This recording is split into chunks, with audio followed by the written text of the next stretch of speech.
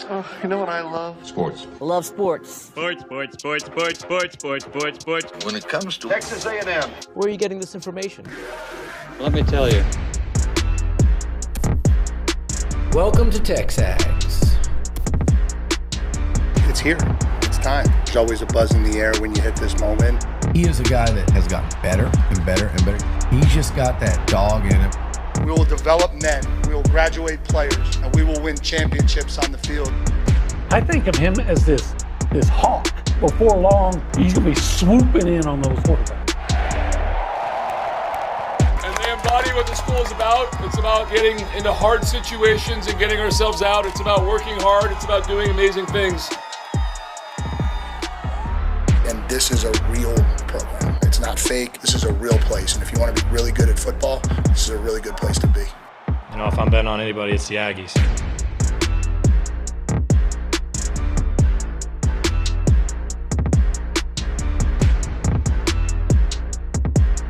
Well, welcome in, OB. You're back. Yeah. Day off and still long hair.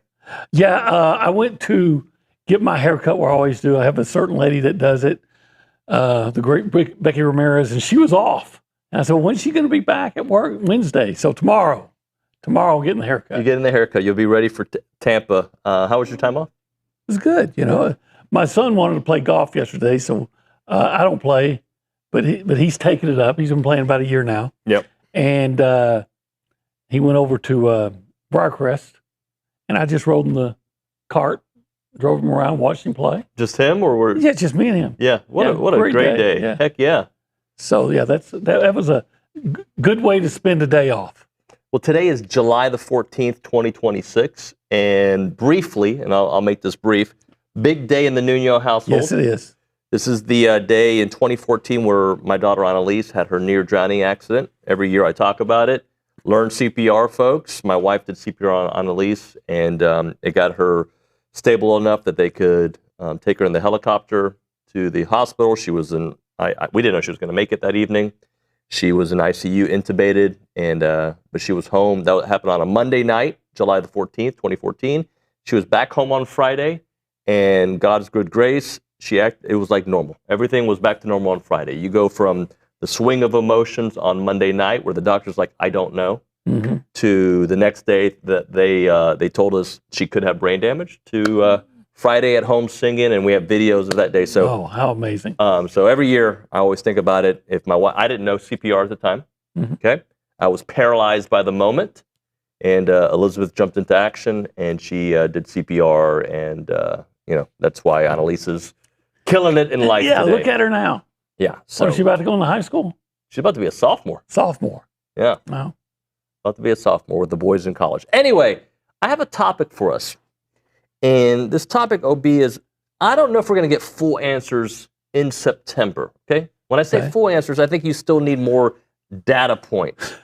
But I want to ask you, what's the first thing we're going to learn in September? I want to start off from an A&M perspective. Then we can work our way through maybe some SEC teams. So the first thing we're going to learn. Yep.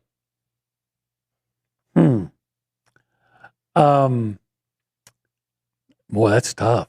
Well, and then maybe I'll go through some scenarios and tell you, and I'll ask you, do you think we'll learn enough by the end of September? I said maybe we'll get a really good idea of, Holman Wiggins' offense style of offense, Yeah. I mean, I don't think we're going to learn anything in the first game. I think, if I'm not mistaken, Arizona State has a really good running back, or a guy that's very respected, and I couldn't tell you his name right now because I think you'll know of game week. I would know it as soon as if I went to the. But so maybe in the Arizona State game we'll get an idea of how A&M is going to, whether or not they've made some significant strides in run defense. Yeah. If a guy doesn't go for a 50-yard run, progress. See, what I think about a lot of these that I'm going to throw out at you, I don't think we'll learn something unless it's bad. Okay? Yeah. Because I think you can learn something about a team, right? that's bad, but if you learn something about a team that's good, you want to see it against different competition. Absolutely. Right? Like, oh, hey, it was just Arizona State. It was just a Big 12 team. Oh, it was LSU, but they're in the first month of the season. They're still trying to figure things out. I think LSU will be a test regardless, okay? But I think a lot of those questions get answered as the season goes on. I think in the first month, what you'll learn is, hey, Marcel is not making a lot of mental mistakes. I think we can get a feel for it. Again, not the same caliber of defense they'll face. Hey, you know what, this offense, it goes a little faster. They move quicker. They're a little bit more high up-tempo style. Those are the kind of things I think you can learn. But mostly you'll learn negative things because I think you'll need more data points as you move on. Well, yeah, I've always felt like, especially in a first or second game when you're playing an FCS team or a team from a lesser conference, that I agree with you. What you're typically going to learn, if you learn anything, is something bad because you expect to move the ball down the field. You expect to be dominant. And I always go back as an example of why I feel this way to again, I don't have the year on me, but a lot of you listening or watching would know. A&M was playing Texas State early in the year. Like 05, was it? Around that time? No, it's been since then, but okay. It's why they're in the SEC. But okay. Jimbo was the coach, and A&M had like a 4th and 1 at the goal line, I think, and couldn't convert. And one time they had first, like, and go from the 1. It took them like 4 plays, and I'm thinking, wait, you can't push Texas State off the ball. How are you going to push Alabama off the ball? Right. And Jimbo was saying, well, they were doing things we've never seen. They were doing some slants and things like that. We hadn't seen them. I'm like, they're Texas State. Was that UTSA a couple years ago? Maybe not. No. I think you're right. It was during the Jimbo years. Yeah, you're right. And oh, by the way, that year, they had a lot of trouble in short yardage. Yeah, I think you can learn that. You can learn if a quarterback, what was it, 21 Haynes got hurt. Maybe it was 22, the 5-7 year, where you just knew the offense, they couldn't get any plays. They couldn't get anything down the field. Everything was, the offense just was pedestrian. Yeah.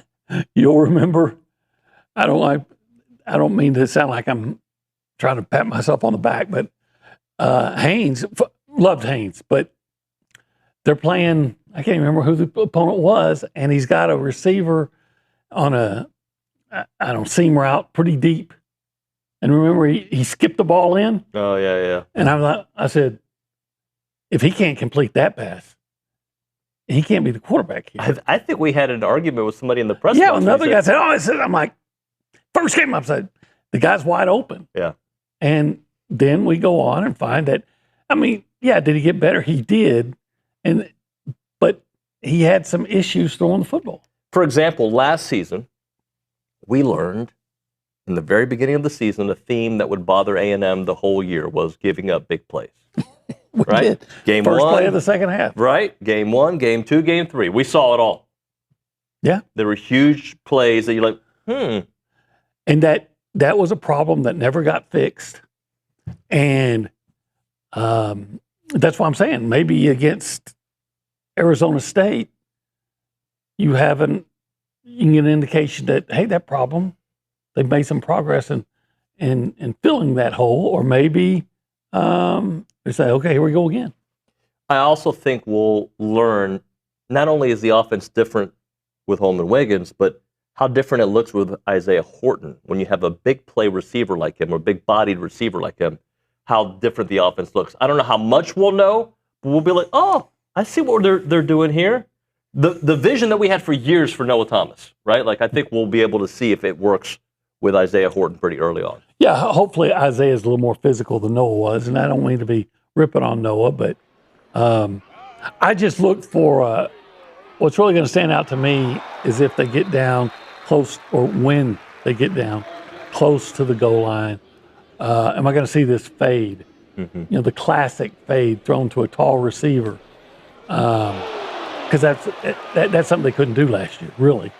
I think we'll learn in September, going around the SEC, just how good LSU is. Maybe not to like A&M, we need more data points, but don't they have Ole Miss and A&M in the first month? So I think you're going to learn a lot about that. I think they play Ole Miss like the week before they play A&M. Yep. Yeah. There's that LSU schedule. Well, they get to open with Clemson. Who knows? Who knows what Clemson is? That could be a problem. So 3 of their, and I mean, I don't know enough about Louisiana Tech, but that first month of the season for a new team, they're going to be semi-tested. Yeah. I'm actually going to want them to beat Clemson. Yep. Because you want the teams on your schedule to actually win because you want them to beat Ole Miss too, then, right? Yeah. Even though I got to admit, I'm going to be. It's beneficial for A&M for LSU to beat Ole Miss. But what I want, I have to admit, in that one, I'm probably going to be rooting for Ole Miss. Yeah, but what I want is, I just want to see where they're vulnerable, right? Like enough evidence, like, oh, they're good, but they're not better than A&M. That's what I want to see. Yeah. But the O-line, you don't have to be better than them. You just have to be better than them that day. Yeah. But to your point, we've watched LSU in the past, and you would see a team that couldn't stop the run. And you're like, well, I think A&M should be able to run on them. Yeah. And then, typically did. A-chain. Over and over. Remember that? You're like, where was that all year? Yeah. I think we'll learn if Alabama's got themselves a quarterback. Show me the Alabama schedule early on. Reese Nygren. Florida State. His vision's struggling there. I don't know if we'll learn. Okay, well, South Carolina, I think that'll be. They actually ease into their schedule. I don't know what I think about Florida State. I just saw that they brought on Tom Herman to be on their staff. Yeah. The team on there that and A&M's got to play them too, it's Kentucky going up there. That's one of those you just can't take for granted. As Texas learned last year. Did Texas win? Yes. Mm-hmm. Did Texas have to come from behind and get really lucky to win? Yes. In overtime? Yeah. And now they got the new coach, which I don't overreact to that. But offensively, they'll be better with Will Stein. That's what we're told. Mm-hmm. Maybe. They'll be better. Come on. Yeah. Nebraska was going to be so much better with Scott Frost.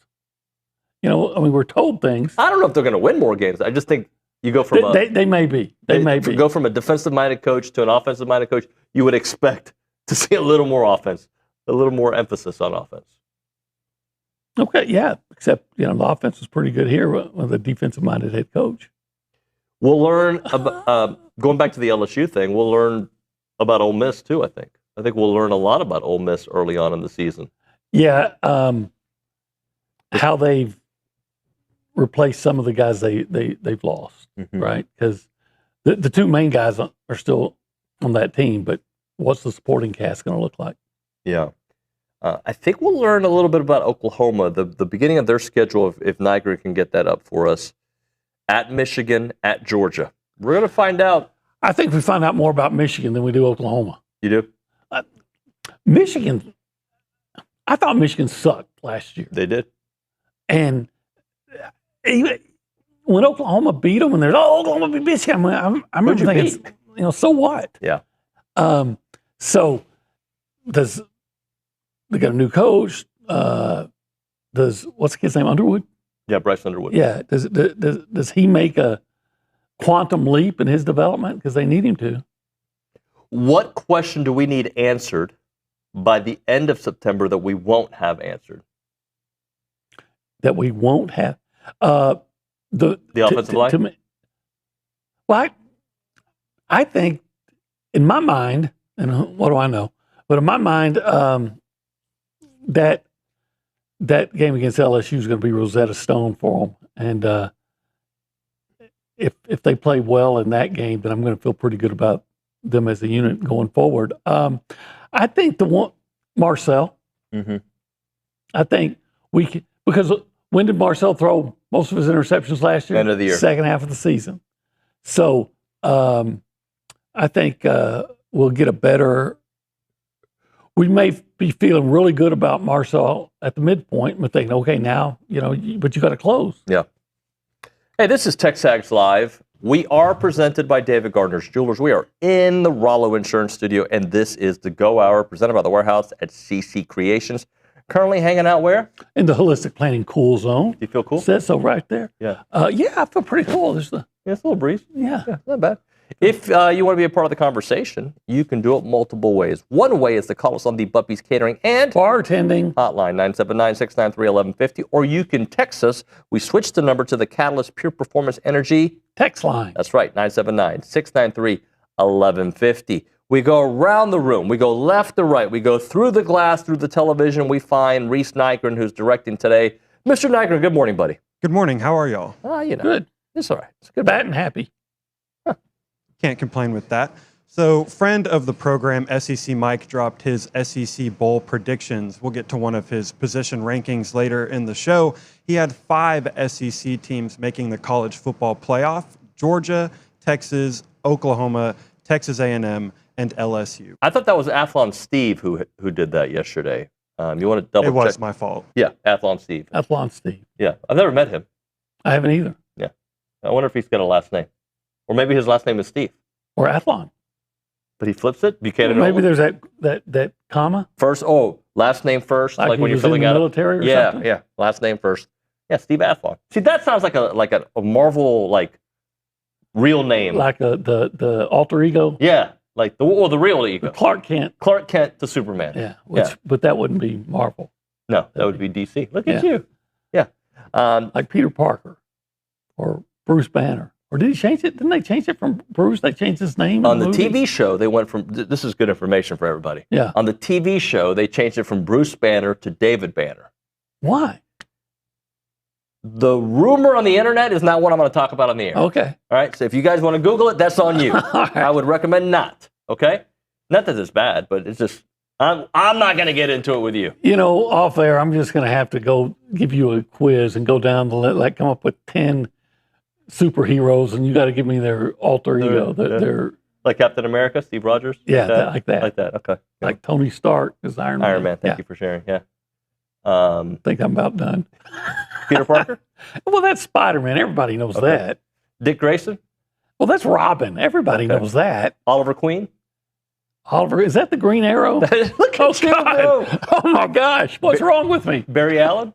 Barry Allen, is that the Flash? My God, you are as closeted. What's going on here? You're so in the Where am I closet. pulling this stuff out of my brain? I don't. Okay, I think I'm done. Okay, all right. Scott, what's his name? Scott Summers? No, I don't know that one. Okay. Isn't that Cyclops? If you say so. Logan? Oh well, that's the Wolverine because everybody's seen that movie. Yeah. Yeah. Charles Xavier? Well, that's the bald guy in the wheelchair because Professor everybody X. saw that movie. Yeah. Okay, just making sure. They didn't know. Nygren, did you know any of these? I knew most of them. Okay. Not all of them. Selena Kyle? Catwoman. You know everything. You Look, are in the closet I know the Catwoman. when it comes to superheroes. I always liked the Catwoman. Yeah. Yeah. You're more of an Eartha Kitt kind of guy. You know, Eartha Kitt, Julie Newmar, Michelle Pfeiffer. Lee Merriweather, even Halle Berry, Halle. especially Halle Berry. The movie was terrible, but Halle was great Halle. as a Catwoman. Matthew Coughlin at the Angry Elephant News and Social Center. Did you Google anything? I did Google a little bit. I'm Yeah. not gonna lie, but that's for an off air if you want to look into that. But OB, I'm very surprised by your. I am knowledge. too. I'm shocked. I didn't know I knew that. Yeah. You ever get that where you answer a question, you say, how did I know Did that? I know that? Yeah. Patrick Queen? I thought he was a linebacker from LSU. Oliver Queen. Oh, Patrick Queen was the linebacker from LSU. First round pick of the Ravens. So close, so close. So I have an interesting topic for you guys. Okay. So the home run derby in the MLB was last night. That dude won, yeah. Yeah, Jordan Walker won.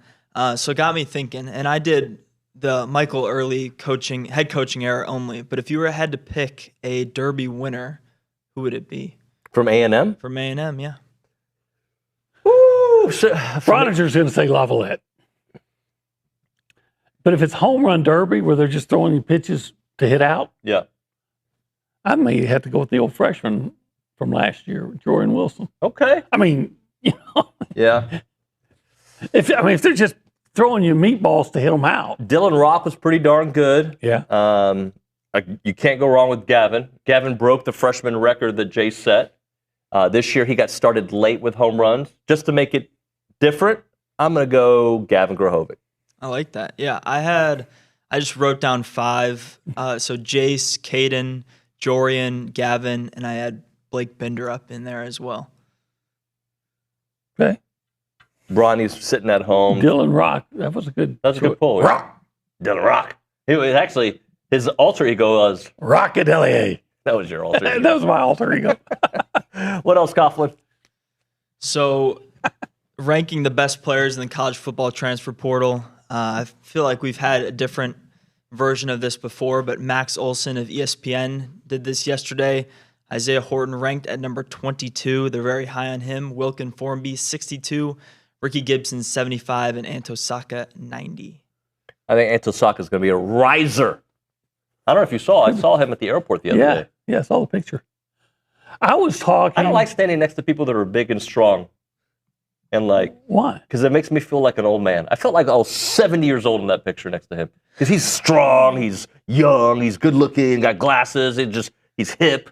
I felt like I was 86 when I talked to him. We should take a picture, all 3 of us.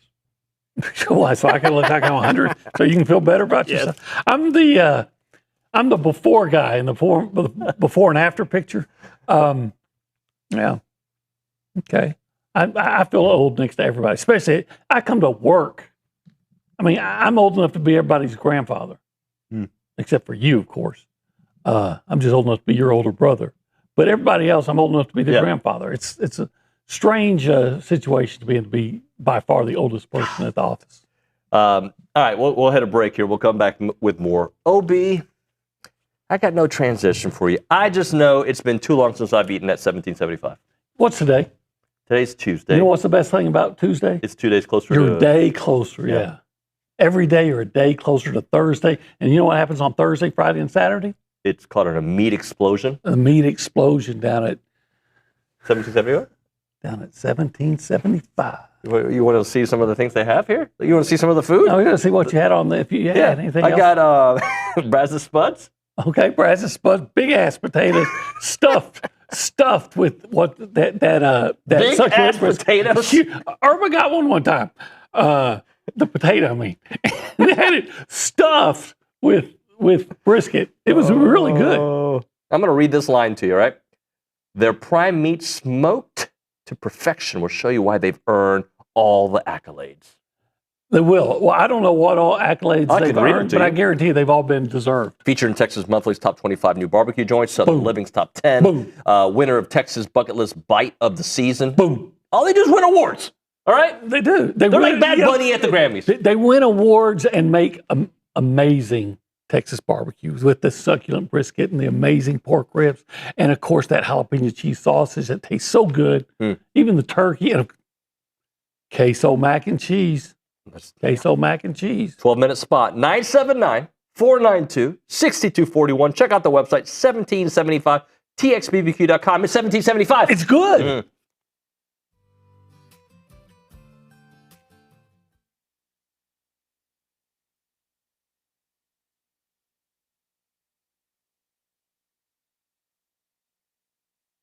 The team at Holistic Planning got Jason Barber here, Taylor Pankratz, and also Paul Meredith. Jason, I want to start off with you. What really sets Holistic Planning apart from the others? Yeah, so what makes us different is most financial advisors stop at investment management. On the other hand, Holistic Planning, we manage investments, taxes, and estate planning all on one team, all underneath one roof. Now, Taylor, when everything is coordinated like that, it really helps the bottom line, doesn't it? It really does. When your investments and taxes are working together, you stop leaving money on the table and keep more of what's yours. Paul, Holistic Planning is trying to expand as well. That's true. We just opened our Houston office, and we're looking for people who feel like their advisor isn't seeing the full picture, because that's exactly what we fix. And Jason, there's other opportunities beyond that. Definitely. If you're a financial advisor and you want to join the Holistic Planning team, we're looking to add 50 teams in the next 5 to 10 years. So check out holisticplanning.com/advisors. All right, so if you want a team that actually coordinates everything, go to holisticplanning.com. Aggies, this one is worth it.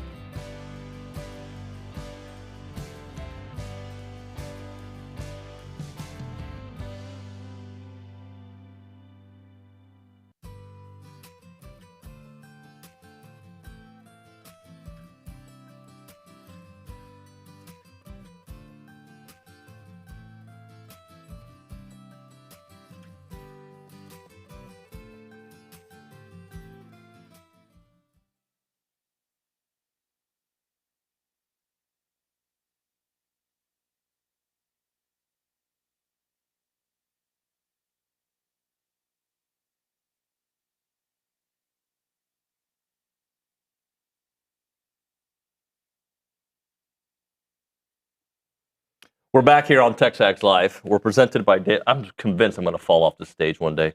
Every time they put the chairs closer to the edge. In fact, I don't know if you guys can see this. This table already hanging off the edge. They want me to fall. Oh, you're definitely falling. Oh, yeah. It's happening. Yeah. Yeah, it happens. It would probably be more devastating for me to fall than you. Yeah, it depends on where we fall. Well, I mean, you're younger and in better shape. But if I was to fall at my age, something's probably going to break. Yeah.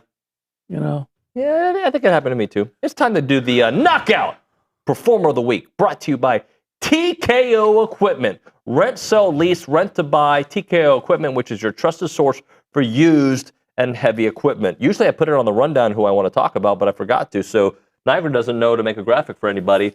But I'm going to do the first one, okay? Okay. All right, that first one is Braden Montgomery. Oh, yeah, had a home run yesterday, right? Yeah, let's see. He had a home run, career high, 4 RBIs in the Chicago win, 9-1. They swept Oakland. This was on Sunday, I believe. Sunday, okay. Yep.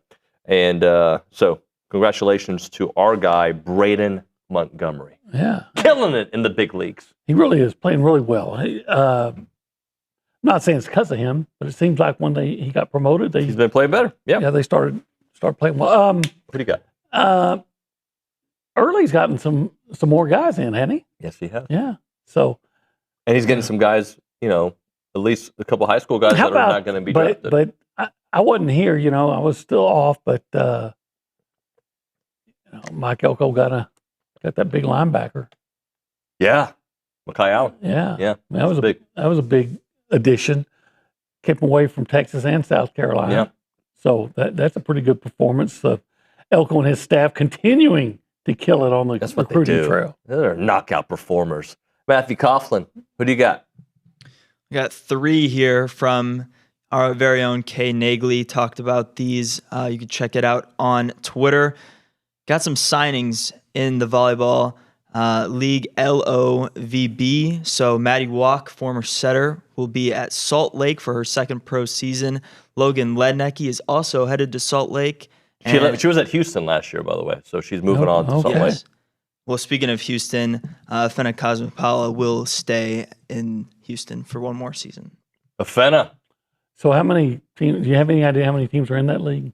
No. Kay would probably yell at me right now. She'll probably yell. I'm going to go 8. That's my guess. Total guess.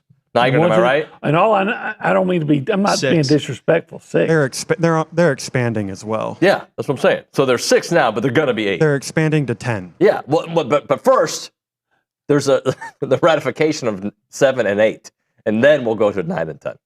Okay, yeah. Well, I have to admit, and this is not to be critical. I just don't know. I know there's teams in Houston. I know there's teams in Salt Lake City. Yeah, because he just mentioned. He just mentioned. I don't know. League. They're growing. You had another one, right, Coughlin? Yes, one more, and that is from women's golf. Kata, as you say, helped lead Team Spain over the weekend to the European Golf Association's European Ladies Team Championship held at the PGA National Course in Ireland. Good stuff for Kata. Garrett Chadwell's crew. So is that like kind of like Pele, where when you're really good, you just go by one name? Yep. Okay. Yeah, Kata. All right, Kata. Hey, I don't know if you had enough time to Google the story, but somehow Michael and Bruce Buffer came up during the break. Yeah. And I was telling, did you find the story? I have a little blurb. Okay, I was telling OB during the break that they're brothers, and they did not, in my understanding, he's about to fact check me, they didn't meet until they were both already announcers. So they have the same dad. Apparently so. Well, Buffer and Buffer. Yeah, you would think so. You would think so. But let me make sure that I didn't make up that story from thin air. What'd you find, Coughlin? So it's like half myth, half truth. Okay. But is what I've gotten. So Bruce Buffer discovered that legendary boxing announcer Michael Buffer was his half-brother by seeing him on television at age 28. They were raised separately and reunited eventually. And Bruce became Michael's manager, trademarking his famous phrase. Bruce later carved his own path as the iconic veteran voice of the Octagon for the UFC. Can you imagine those? So what was wrong? What do you mean what was wrong? What was half wrong about it? Half brother. Well, I'm just saying the whole story is it. The ESPN article is called "The Incredible and Mostly True Story." Mostly true. Can you imagine what they're conversation supposed to be like? Like you don't want to have breakfast.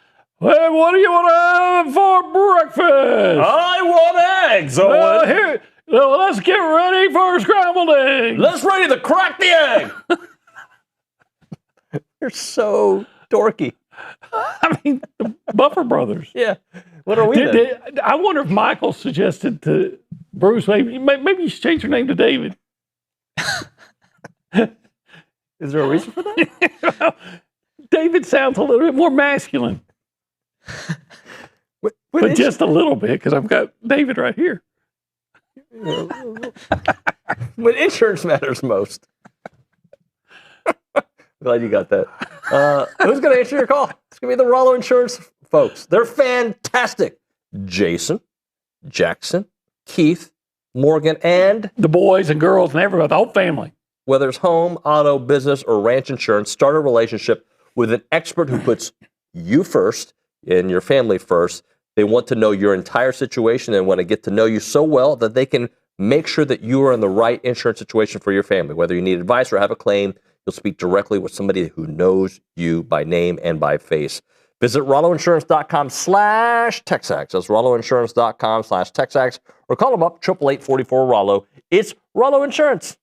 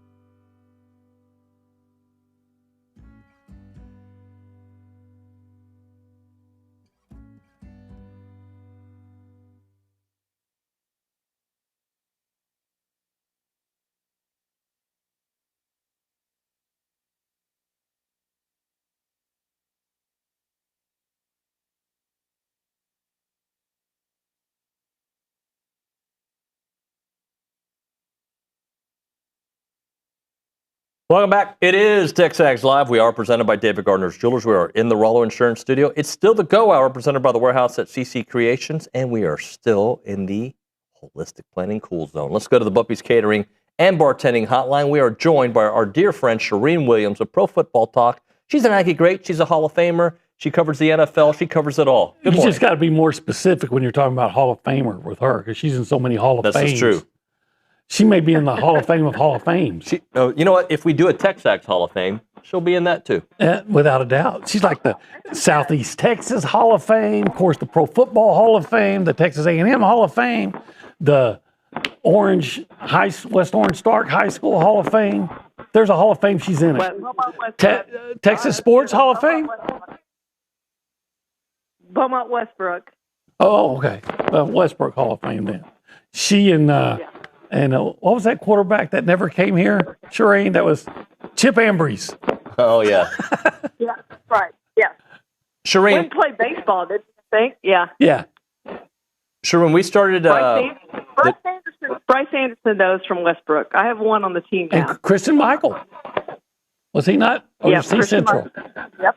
Okay. No, he was Westbrook. All right. Yeah.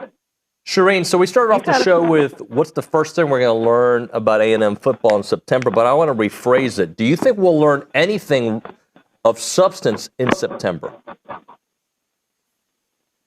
Yeah, I think you will. I really do. I think you'll learn how the passing game's going to be, what they're going to try to do, how much Marcel has improved. If you remember early last year, he had, I don't know if it was Casey. I think it was Casey that was wide open in the end zone. It was one of those early games against a nobody, whoever we played. He's 30 yards past the defense, and Marcel didn't get the ball there. It's wide open, and those are the passes that you can't miss. And so we learned something then, like, okay, he's got to get more accurate. He can't hit a wide open receiver here. He's got to get more accurate. So I think you'll see some of that, and you'll say, he's more accurate than he was last year. He's throwing receivers open. He's not waiting for the receiver to come open, those types of things. I think you'll see that. I don't know if it takes a discerning eye to see that. He missed, like I said, he missed that long when everybody could see that. So I do think we'll learn that. We'll learn how good their pass rush is. I think we'll learn a lot in those early games, and I do think you learn a lot in those early games, and you get to see some backups and maybe potential that the coaches didn't see. There's some players who are better in games than practice, and I think we're going to see some players get out there who maybe didn't show it all in practice, who are going to be better in the games, and you figure out who those guys are early on. So those games are really, really important. You got to win them. You need to win them big. I got to tell you, Charean, my feeling has always been, especially when you're playing the likes of Missouri State or somebody like that, is that if you learn something in September, it's usually negative. Well, yeah, that's the case as well. I never thought of that, Olin, but you may be right. That may be what you learn is, we didn't blow this team out, and we should have. You're exactly right. If you go and do what you do, you're like, okay, well, we are what we thought we are. So I guess that's it. I guess you just go and blow them out, do what you're supposed to do. And we haven't always done that, as all Aggies know very well. We haven't always done that against those types of teams. And in fact, we've lost some of those games. So it is important to go out there and get it done. And, it's harder to get up for those games, but those guys need to be up for those games, and they need to show what they have in those early games. But you're right. I guess most of the times if you figure something out, it's the negative part. Maybe you can fix it before October, but the best thing is not to have those deficiencies that you need to fix. Just go out and blow them out. Yeah. Charean, I think sometimes we also overreact to things in September, and I'm just going to go to the Vanderbilt A&M game in 2020? That it was a lot closer than it should have been. We're like, I don't know if this team's any good. It was really close. Right? I think, was it Leon O'Neal or somebody had an interception late, and that kind of settled it? That sounds right, yeah. The game was definitely in doubt late in the game. And that was one of the better teams we've seen over the last 20 years. Top 3 teams we've seen. Yeah. Should have been in the playoffs. Yeah. Talking to Charean Williams here on TexAgs Live. Charean, let me ask you about Von Miller. I saw that he's openly talking about the Dallas Cowboys, and what did he say that, I don't know if he said it was a mistake to go to Washington, but, maybe he would reconsider. Yeah, it wasn't a shot at Washington. If he'd gone to Seattle, he would have won another Super Bowl. That's what it came down to. Seattle wanted him. Washington wanted him. He picked Washington, thinking, they're coming off the NFC Championship game. They've got Jay Daniels. They've got a better chance to win the title. I'm going to go there. And as it turned out, obviously, he was wrong about that. Sam Darnold and the Seahawks won the title. So that's more what he meant. It was not as much a shot at Washington as it was to say I could have won a third Super Bowl with the third team, and I picked wrong to try to get that done. So I think he's going to be discerning in who he. Second time I've used that word today, and in who he picks, where he picks to go, if he gets that opportunity. Now, the offers obviously have not been out there, or he probably would have already signed with somebody. So it may be whoever comes along, whoever gets an injury. It may not be before training camp. We'll see. He'll get a shot somewhere. He played 37% of the snaps, I think, last season, and had his best season since 2019 or 2020 sack-wise that he's had. So he can still produce at a high level on those sacks with a low level of snaps. He's probably not going to get the money that he wants, but he knows that. He's made plenty of money. He wants to go try to win a Super Bowl, and there's a handful of teams he can do that with. So maybe he goes back to the Rams. I don't know if they can afford him or not for the veteran minimum, but he'd probably take that to go back to the Rams to try to win one there. And that would be interesting to have Vaughn and Myles Garrett together, along with Aaron Donald, who's probably coming back to the Rams. Wow, that would be. Hey, since we're talking NFL football, listen, Charean, if I've asked you this before, forgive me, I'm getting old. Sometimes I repeat myself, but I've been reading and seeing these things where people in media are picking the Cowboys to win the East. Is everybody high? I don't get it. If I've asked you this before, I'm sorry, but what are they seeing that I'm not seeing? I think I probably will pick them to win the East. We'll see what happens in training camp. I don't have to pick right now. Their offense is significantly better than any other offense in the NFC East. Would you agree with that? I guess. The Eagles lost A.J. Brown. The Eagles lost. I'm wondering who's going to handle that left tackle spot. That is a question. There's no doubt about that. But if they have to, they'll move Tyler Smith over there. They're better at guard than tackle, so they'll move Tyler Smith over there. So they have a backup plan if it doesn't work out, that Nate Thomas or the kid from Oklahoma. Yeah, thank you. Whoever wins that job. So that is a concern to some extent. Tyler Guyton is a concern to some extent, but they do have a backup to a backup plan. I just think the defense is going to be better, and that's where everybody is pointing to. Now, I still have concerns. I have concerns at inside linebacker, and I still think they should sign Bobby Wagner, and I have concerns at edge rusher. Are they going to have enough edge rushers that can be able to get after the quarterback? In this day and age, at any level of football, if you can't get to the quarterback, you're not going to have a very good defense. The corners can't cover that long. You're asking them to do too much. You have to be able to get to the quarterback, and I'm uncertain right now if they can, and that's where I think some of the training camp practices and the joint practices with the teams they're joint practicing with the Rams and the Saints will tell you some of that. And then those preseason games, starters will probably only play one game, but will they be able to get after the quarterback? It'll tell you a little bit. Okay. But then they just got to be able to do that. If they can do that, and I do think they're the best team in the division. Wow. But the Eagles far and away are a better defense. Far and away a better defense than the Cowboys are. Right. So how much do you weigh the offense? How much do you weigh the defense? I think the Cowboys are probably the best special teams unit perhaps in the league, for sure in the division.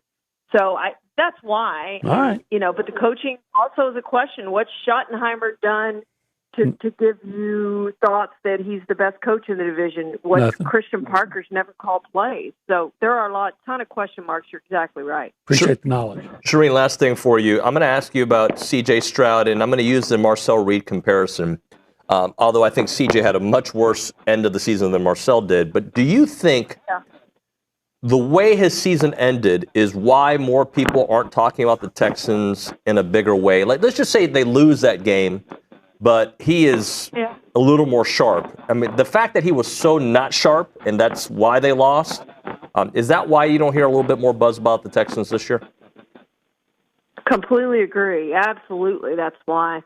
If he can, they should have been in the Super Bowl. They had a great chance to go to the Super Bowl with Denver, with Bo Nix getting hurt and not playing in the championship game. I think the Texans would have gone with their defense if C.J. Stroud hadn't thrown the interceptions that he threw in that game against the Patriots and had been better, and he just wasn't good enough. But their offensive line also has got to be better.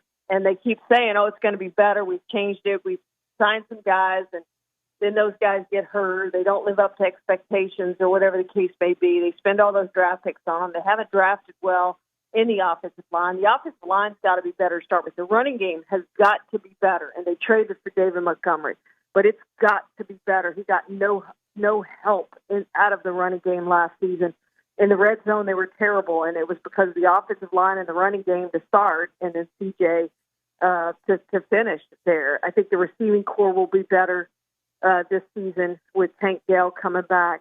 So, yeah, it all comes down to CJ Stroud. We know their defense is going to be one of the top 2 or 3 defenses in the NFL, if not the top defense in the NFL.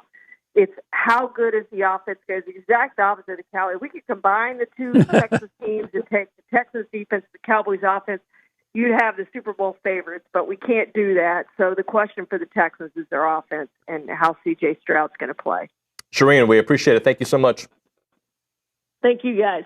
Charean Williams are on the Buppy's Catering and Bartending Hotline. We'll hit a break. We'll come back with a final Go Hour segment, but OB sticking around for the top of the 9 o'clock. It's TexAgs Live.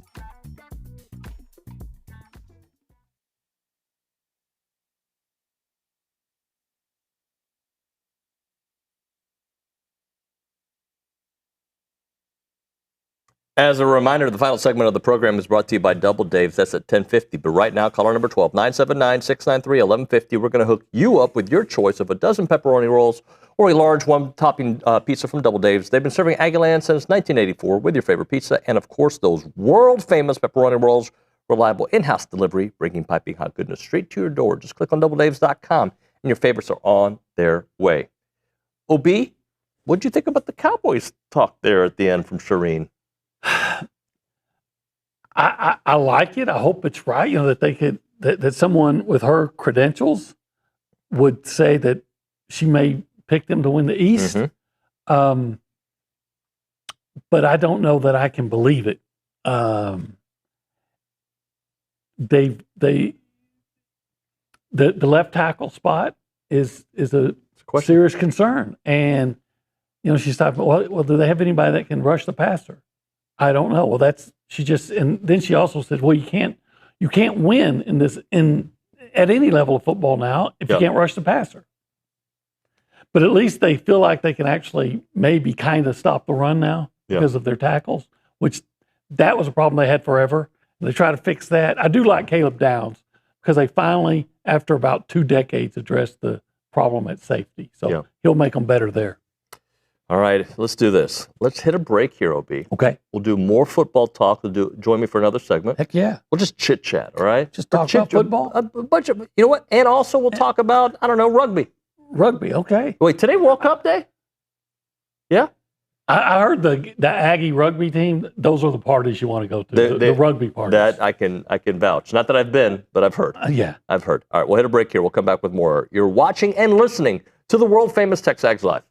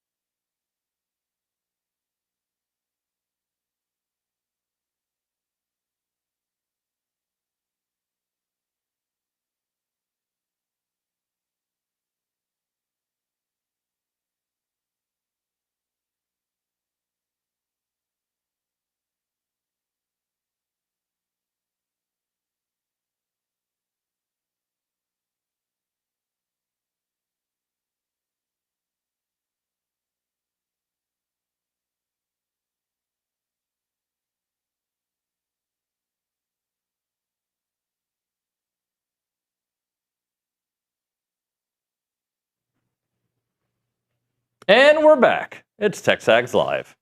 We are presented by David Gardner's Jewelers. We are in the Rollo Insurance Studio. It's Go Hour Part 2, if you will. Here, presented by the Warehouse at CC Creations. You see this new little cast situation I got here? Yeah. All right, so shout out to Dr. Gibbs. So I broke my finger 2 months ago. Right. It's not recovering at the speed it's supposed to be. I mean, it's recovering, but I'm just not able to bend it the right way yet.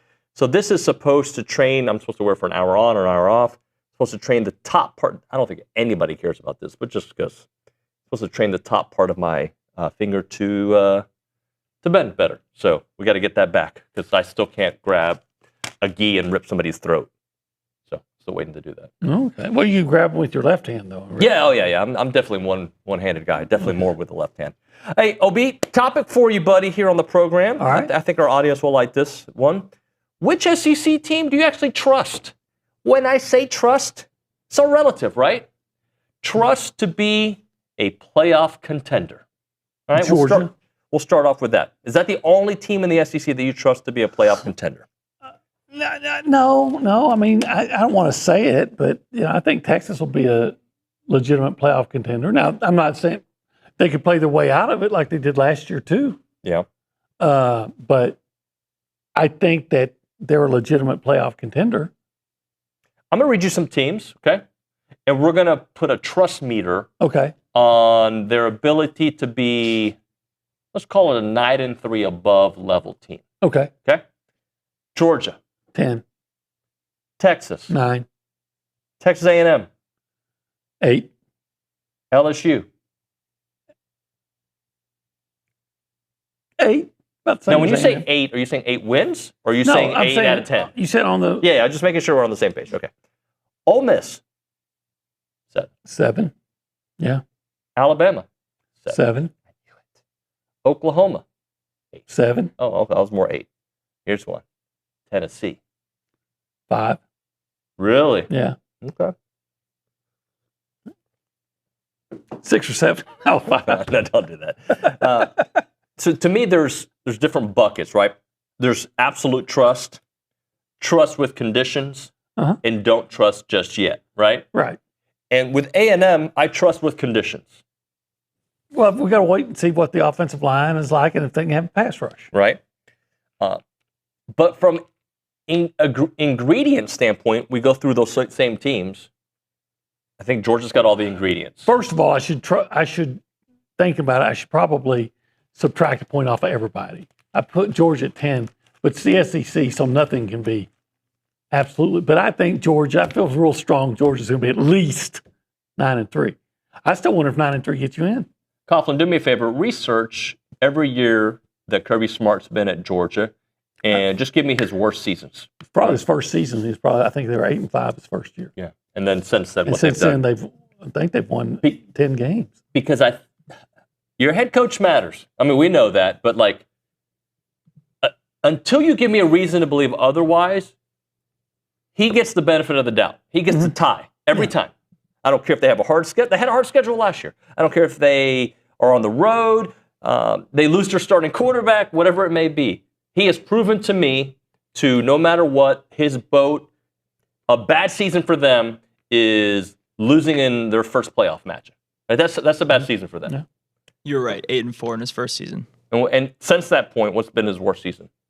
11-3. Holy smokes! So of course I'm going to put Georgia first. Yeah. All right. Texas. From what I hear, all the ingredients are there. Yeah, but we were hearing that last year too. Yes, we were. And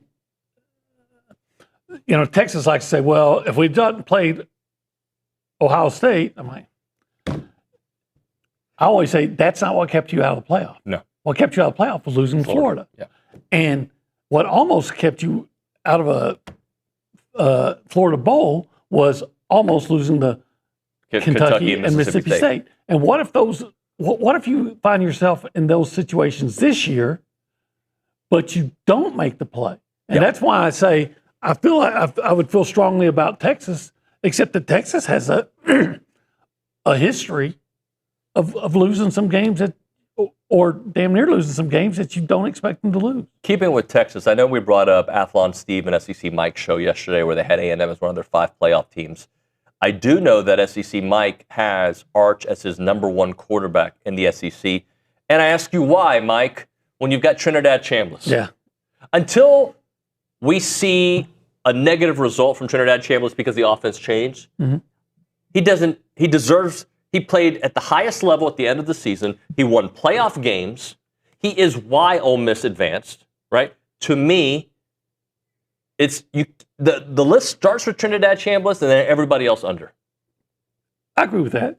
I would go with Trinidad Chambliss 1, and then if you put Arch at number 2, I really couldn't argue that. And you know what? I would say most grounded Texas fans would agree with that. Yeah. But you just don't find that many grounded Texas fans. Are we saying what we think Arch is going to be this year or what he has shown to be? Well, last year, obviously, they were going by what they thought he would be, and he wasn't anything like they thought he would be because, people were saying he's going to be the best quarterbacks and so-and-so, so-and-so, and that they were going to win the Heisman Trophy and all this, which, again, was a disservice to Arch because Arch never acted that way. To the Texas fans listening, I actually like Arch. He's an easy guy to like. Very likable personality. I think he is good. I think he gets a little bit too much both props and criticism. Mm-hmm. Like any highly touted quarterback would. And like most quarterbacks, right? Most quarterbacks, like Marcel. But especially if you're highly touted. Sure. But I am sorry, from what I have seen so far, he is not the second best quarterback in the SEC. I think he was playing at that level at the end of last season. Who would you go with number 2? That's a good question. It might have to be Arch now that I think about the list. Let's see. It's not Gunner. Sellers? Yeah. I'm sorry. I'm taking Lenore Sellers, even though they went 4-8, so I understand why you wouldn't. All right, when I seen Lenore Sellers, I seen him really good against A&M, and I seen him not so good against a lot of other teams. Yeah, well, yeah. But I would put Arch second based on the way they finished. I might argue with myself here. Yeah, look, I'm looking at the entire list, and Trinidad is absolutely number 1. I guess Arch is number 2. Yeah, I guess he is. Who would I rather have? If I could get Lenore's from 2 years ago, I'd rather have Lenore's from 2 years ago. But we didn't get that Lenore's last year, partially because a bad offensive line, a bad offensive coordinator, not enough weapons. But if you put Lenore's on Texas, I don't know because the thing I like about Lenore's is he plays football at quarterback the way I like to see a guy play. Yeah. But so does Arch. Yeah. I go back to that game against A&M. People may not realize this. I'm sure you do. Arch completed fewer than half of his passing attempts. But he ran. And he wasn't hesitant about it. Yep. And I thought one of the reasons they struggled last year was when Marcel had opportunities to run, he didn't. Yeah. I think after you asked me who I would put at second, and I'm looking at all the quarterbacks, I'm wrong. Arch should be second. But to me, Trinidad, we'll look at SEC Mike's list in a second, but to me, it's Trinidad first, Arch second. I might put Lenore's next. Okay. I know they were 4-8. I might put Marcel next. No, or Gunner. Yeah, I think you have Marcel and Gunner and guys like maybe Sam Levitt. He's got to prove he can do it consistently in the SEC, yeah. And that's a different animal. Now, they had a quarterback at LSU that transferred from Arizona State, and he did pretty good. He did, but he did really well in his second year, not his first. That's right. So, but he didn't have Lane Kiffin coaching him either. Who's the most proven quarterback in the SEC? The most proven quarterback in the SEC is Trinidad Chambliss. I know he only played. Yeah. He didn't start till third, but how much proof do you need? How much proof do you need from Lenore's? I mean, he was getting probably more than I need from Trinidad. Okay. Again, I'm going to say it again. When I see Lenoris, for whatever reason, play A&M, I see a guy that made plays typically with his feet and has played well. But I've watched him in other games, and I'm like, yeah, he's good. Like, say I watched their game, I think it was against Virginia Tech last year. That first game of the year, 12 of 19, 209 yards. He was sacked 4 times. And I'm going, not bad. Well, let me tell you what Lenoris did towards the end of the season. Okay. At A&M, 246 yards passing, 2 touchdowns, 1 pick. Let's see. They played a nobody. I'm not going to give you those stats. And then Clemson, I threw for 381, 2 touchdowns, and a couple of interceptions. So against Alabama, 222 yards passing. Again, not bad, not bad. Against Mizzou, he did crush them, 302 yards passing, 2 touchdowns. They lost, though. They lost these games. They lost all these games. So, I see a guy that, he's not bad. Don't get me wrong. Yeah. I wonder if the hype's a little bit too much. See, I thought last year the hype was too much. I think this year I'm on the opposite train. I'm hyping him up more. Okay. And last year I was like, I don't think he's gonna have a good year, and I was ridiculed. And I'm not saying that I was right, but my thinking behind it was, he doesn't have anything around him, which is what you often say about quarterbacks. Yeah, but let me know why they're going to be better if the defensive line has 3 new holes. Right. Or why the offensive line is going to be better if everybody is gone. And that's why I have some apprehension about A&M. And I say, well, yeah, I think today, if I have to pick a record in mid-July, I'll say 8-4.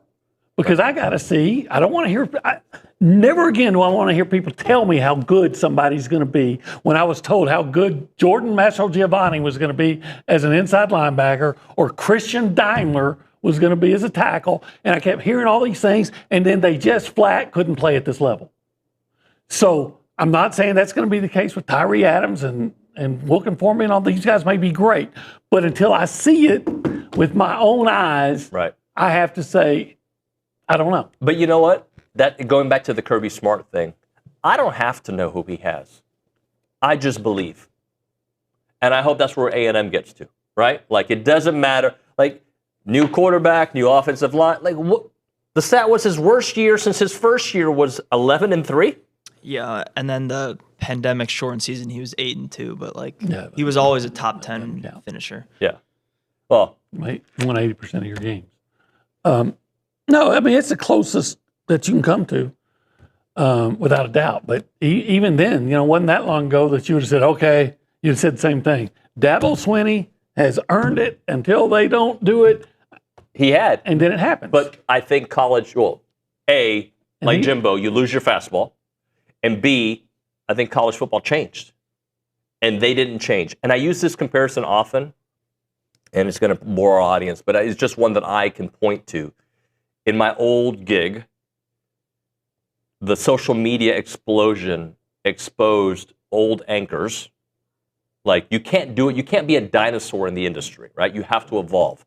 And I don't think Jimbo evolved enough. Maybe with some time away he has. And Dabo certainly has not evolved to the new game. And I actually commended him for not evolving. I was like, I love it. He's sticking to his morals. He's doing this. But bottom line is, if you don't win, you're out, buddy. Doesn't matter how many national championships. If your program is doing this, you don't get to stick around. Well, first of all, I agree with you on Kirby. I'm just saying it comes for everybody. Yeah, eventually you don't win for whatever reason unless you just get out. Barry Switzer, I think toward the end, his last year at Oklahoma, he might have won 8 games. It happens. Yeah. But I don't think it's coming for Kirby yet. Now, why, and I'm just asking this out loud, why does Texas deserve more trust than some of the other teams? Because, and I'm not saying that I think they are as good as advertised. They closed strong. Yeah. And they did really well, reportedly, we think, in the transfer portal. Of course, LSU was number 1 in the nation transfer portal class last year and missed on almost everybody on offense. They hit on defense. The A.J. Halsey and the Mansour Delane hit on those guys were, absolute grand slams. But all those guys in the line, they weren't very good. Even the receivers, they were so excited about Barry and Brown. Yeah, he's okay. He was okay. They got the kid from Oklahoma. He didn't do anything. From Katy, Nick Anderson, is that his name? Yeah. He didn't do anything. So we think, all right, Texas closed strong last year. Arch was playing well. They brought in the kid from Auburn, the wide receiver. Cam Coleman. So that's the wide receiver. They got a Hollywood Smothers. Yeah, look. So people are looking at that. But what no one really talks about is, okay, is that defense going to be as good as it was last year? Because all I heard last year was how good Anthony Hill was and how good their secondary was and all this. And yeah, I get it. You still got Simmons. So you got the best pass rusher in the league, Texas. But the rest of it, and they have some offensive line issues or questions, I should say. Think about what we've just said about them, and then we can kind of look at other teams. We've talked about them having a top 2 quarterback in the conference, the top pass rusher in the conference, and maybe the best wide receiver in the conference? Maybe. I kind of like ours here. But, maybe. Yeah. Maybe. Well, I'll say this. They probably have 2 of the top 5 receivers in the conference. Is that fair? Ryan Wingo and Cam Coleman? Yeah. And then you're going to say the guy from Alabama. You're going to say Mario. And I'm probably forgetting somebody obvious. I know Florida has a really good kid that A&M. Is his name Dallas Wilson? Dallas Wilson, yeah. And there's somebody else I'm missing, I'm sure. But I also do think we all do this. And I brought it up with Charean and with C.J. Stroud and Marcel. We, as in fans and media, look at the end of a season, and it has a carryover effect into how we look at the next year. It just does. Sure and, it does. And sometimes those things carry over. Sometimes it's a new roster. It's just different. We don't know. We don't know the chemistry. We don't know. Everybody expects for quarterbacks to always do a jump in their second year. It does not always happen. It may not happen. Well, this will be technically Marcel's 2.5 year starting, right? It's his second year as a full-time starter. There you go. Right? So, and there's not a guarantee that Arch takes a big step up either. There's no guarantee for anything. Now, I think both have great weapons. Lenore Sellers, it was not a guarantee that he had that really good year, and the next year he took a step down. Garrett Nussmeier was no bueno. Kate Klubnik absolutely went south last year. Mm-hmm. Yeah, on Nussmeier, we talked about that this last. We would say, and this is what you have to have apprehension about, at least a measure of apprehension, even about Arch and Marcel, is that when we watched Garrett Nussmeier in 2024, he was really good when he wasn't under pressure. Mm-hmm. And that was with 4 linemen that would be drafted in the NFL, taken in the NFL draft, including the one guy who was the 4th player taken overall. Right. Well, if you're not good under pressure and you're taking away 4 NFL caliber linemen, what are you going to be the next year? Well, we saw. Yeah. So, Marcel, is A&M going to be able to replace their line adequately? Yep. And do a better job than LSU did? If they do, Marcel, I think, does make a jump. And I can't tell you the names of everybody, but Texas lost some good players in the line too. Yeah. Is Arch going to be as good behind those? I don't know. Nobody knows until they actually go out there and do it. So a lot of times I'm going to say, show me the team that has the best offensive and defensive lines, and as long as they have a competent quarterback, I feel like they're going to be a championship caliber team. Before we hit a break, Reese did get SEC Mike's list of the top quarterbacks, and I think he has Marcel 5th. I might be wrong. That is the hardest thing ever to read. Yeah, okay. Marcel's 5th. Okay, Arch. See, I don't know why you'd put Mateer ahead of Marcel. Yeah, maybe I don't know.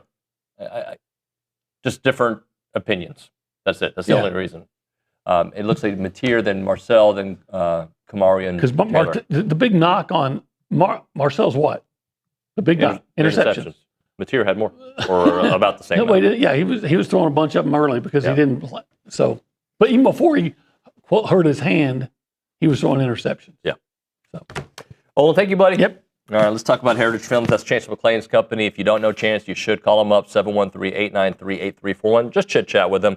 He'll talk to you about the Buffer Brothers. He'll talk to you about superheroes. He'll talk to you about Aggie football. He loves talking about Aggie football. Chance is a good old boy. Went to Texas for a little bit, had a cup of coffee in Texas, realized that was not the place for him, went into the military, and now he roots for A&M Sports. His daughter went here. So that's just a little bit about him. But why you would want to reach out to him about his business is they do documentaries about families, and they do an excellent job, better than excellent. They do a magnificent job at telling family stories, family business stories, family ranch stories. These 2-hour documentaries are time capsules for the folks that are going to inherit their land, the business, or just family name, right? Whatever it may be. Check it out at yourheritagefilm.com. That website again, yourheritagefilm.com. 713-893-8341 is Heritage Films.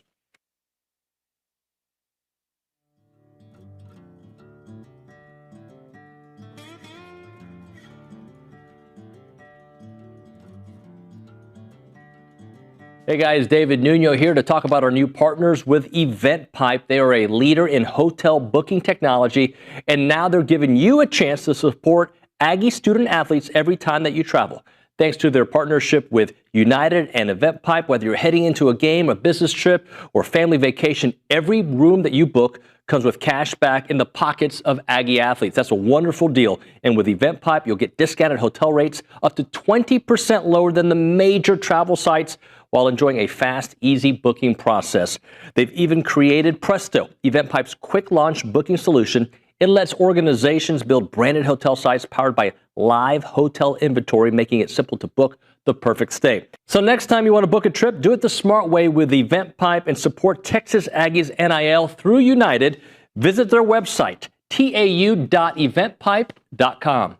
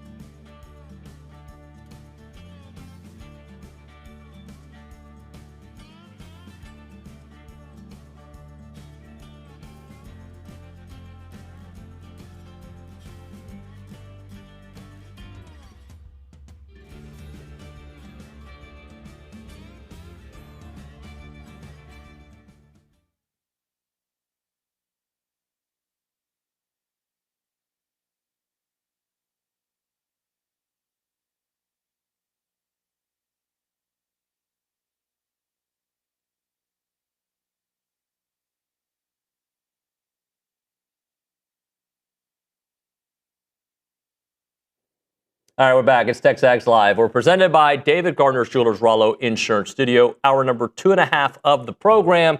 Talk to Adam Spencer of Saturday Down South here in about 9 minutes or so. But let's go to the Angry Elephant News and Social Center. Matthew Coughlin. All right, I want you to ad-lib something. I don't want you to look at your notes. I just want you to chat. Tell me something college football-wise on your mind. Let's see. Okay, so you guys talked about SEC quarterbacks earlier. I actually do like Arch Manning at 2. I thought about it, and we looked at the list, and I was kind of thinking like, oh, I would love him in the 3 spot. Wouldn't necessarily love him in the 2 spot.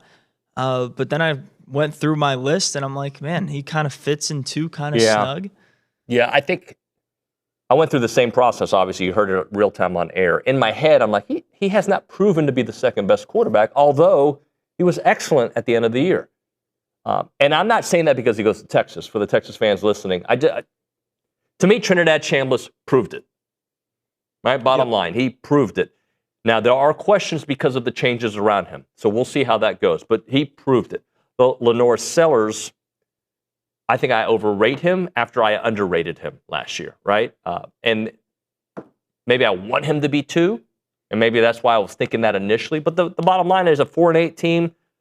Weapons matter with what you have around you. That all matters. And then there's a lot of unproven guys the rest of the way. So, I think, and Arch obviously has all the tools. But I believe if we looked up the list from last year at this time, Arch would have been in number 1 or 2 on most people's list anyway. Yep. And he did not finish. I mean, he finished last season that way, but the overall body of work would have said there's still more question marks. So we'll see. But he deserves his props. So the Texas fans mad at me. He deserves to, and he might become the number 1 quarterback in the conference. He might. Yeah, wouldn't surprise me. Marcel Reed might as well. Yeah. And you might say, well, how is that even possible? The dude threw 12 interceptions. Well, he doesn't throw 12 interceptions, and he has that kind of production, and A&M goes 11-1. Those are big ifs, right? Yep. I look at Texas, and I'm like, even though I think they're going to have significant talent advantage in every single game that they play, they do have a hard schedule. And that's not something we said a couple years ago. Mm-hmm. All right. What else? So, I just want to continue on that. SEC Mike had Kamario Taylor at 6. So it kind of seems like overall it's a projection thing. Yeah. And well, I think people do their list all differently. Mm-hmm. Some people mix it up. What they did last year based on projections. Some people look at just what I've seen so far. Like Olin's a big what I've seen with my own eyes guy. Yeah. I can't help but look at the schedule when I kind of am trying to figure out what I think about a team and a player. I'm like, oh man, like if you told me A&M was playing a Big 12 schedule, I would tell you they're worst 11-1. Mm-hmm. Yeah, we would agree. Right, at worst. But they're not playing a Big 12 schedule. They're going to places that are hard. So then I understand where Olin's like 8-4 right now. I think they're better than that.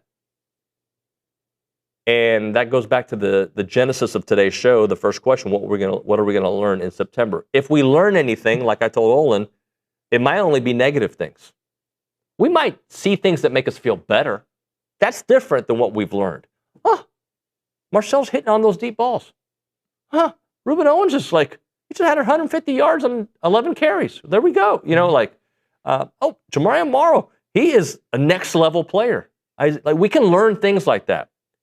But we're not going to be satisfied with that knowledge until Tuscaloosa and beyond, right? Yeah. And one thing that you just touched on a little bit with Ruben Owens and Morrow, I don't think this is a positive or negative thing, but what I want to learn is what the running back split's going to be like. Is it going to be 60-40, 50-50? I'm kind of interested to see that. Who plays the third down role, stuff like that we don't necessarily know for sure right now. Ruben would. I think we do know. I think initially it's going to look like it looked at the end of last year without Le'Veon. I think it's going to be more Ruben. Now, the difference is there's no EJ to mix in. Mm-hmm. So Jamarian is going to get a heck of a lot more touches, in my opinion. And then we'll see what happens from after him, Tiger Wright and KJ Edwards. So we'll learn about them, in my opinion, but I do think initially Ruben's going to get the bulk. Mm-hmm. It'll be similar to what we saw, I think, and I could be wrong here, to and I'm totally guessing because how would we know with Holman Wiggins, like what he's thinking? But what we saw from Isaiah Spiller and Devon Achane in 2021, I don't know if you were even following A&M football at that point, but that's what I think is going to be. But with Jamarian getting more balanced touches than I think Devon got that season. Mm-hmm. I think Jamarian's got extreme talent and could end up being probably the best number 2 running back in the SEC by the end of the year. And people have him projecting as a top-line guy next year. Yeah, I don't think people know enough about him, right? And what we've seen, those flashes of brilliance, I think they're going to be more commonplace in 2026. All right, let's talk about our good friends at Paragon Financial. When it comes to your money and your peace of mind, it starts with the right team.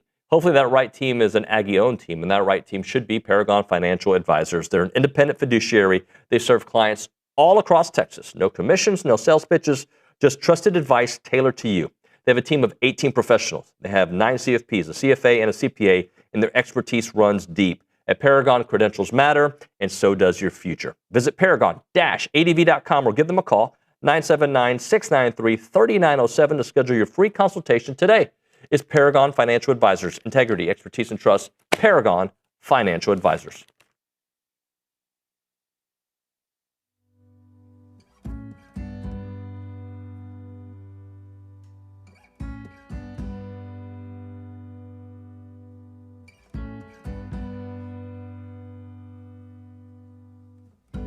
I wish I had Olin here for it because he loves energy drinks. Catalyst Citrus Spark. This is one of the new flavors out there. Whether you're grinding through workouts, cramming for a test, or closing in on a deal or getting ready for TexAgs Live, you never know, right?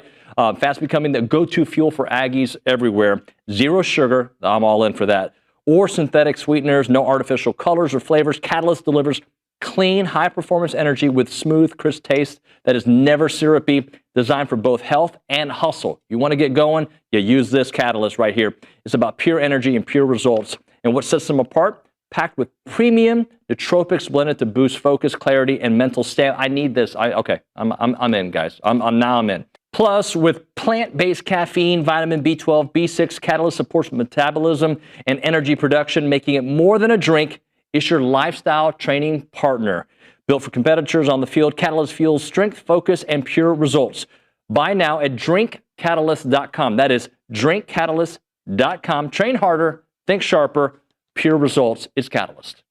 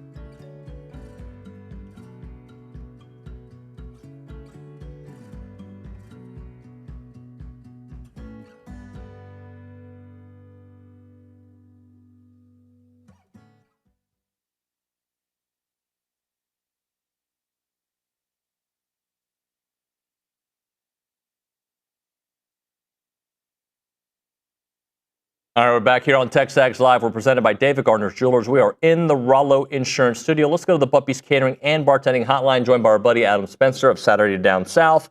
He's been all over the place working on lots of columns. He wrote about soccer and the SEC. He's written about power rankings, you name it. Adam, what's up, buddy? Oh, I don't hear you. That's unfortunate. Let's see. There we are. We're back. Hey, buddy. Got me? Yes, sir. Hey, how's it going? All right, man. How you been? Doing all right. Just enjoying my summer and getting ready for the build up to the season here. We're already here. Yeah, man. So let's talk about recently you wrote about A&M being fifth in your mind in the SEC. So I want you to kind of just expand on that. What makes them fifth? How close are they to the fourth? How close are they to past fifth? I think that it all starts with the offense because I think, we talked last year about how, Marcel Reed had a lot to prove as a quarterback. Well, he proved it last year. So he is one of the top quarterbacks returning in the SEC. And that's saying something because the SEC has a lot of talent returning at quarterback, with Arch Manning, Gunnar Stockton, you've got Trinidad Chambliss, Sam Levitt's coming into the league. So, I think that Marcel Reed's right up there with any of those guys. So, when you build that, you bring in, you bring back Mario Craver. That's a good start to have. So, I like some of the stuff that they've done in the portal.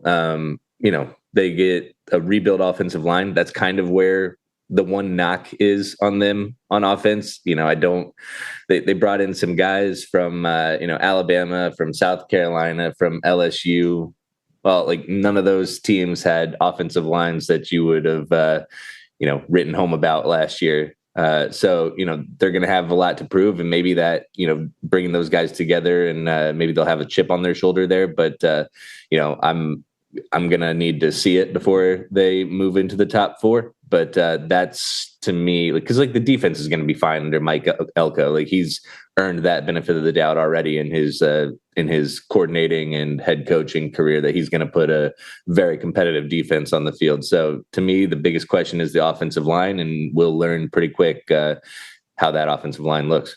Yeah, look, that's the big question we have as well. How often do transfer portal offensive lines gel, and how quickly do they gel? And I think when you look at history, that's going to determine, what happens with this A&M roster. But I do think, or the season, but I do think the ramp up is I hate the way the season ends for A&M. I mean, November and the end of October is brutal. That being said, if you're looking for an offensive line to take time to gel, I think A&M's schedule sets up nicely for them, as the first half of the year isn't ridiculous. Yeah, absolutely. I mean, in the SEC, it's just a matter of when the tough stretch comes and not if. Like you said, the end of October, into November, there's some really tough games there. But the buildup, that's about as much as you can hope for. I mean, the offensive lines, in the portal era, especially here, it's becoming more common to see these offensive lines at least come together that have never played together and have success.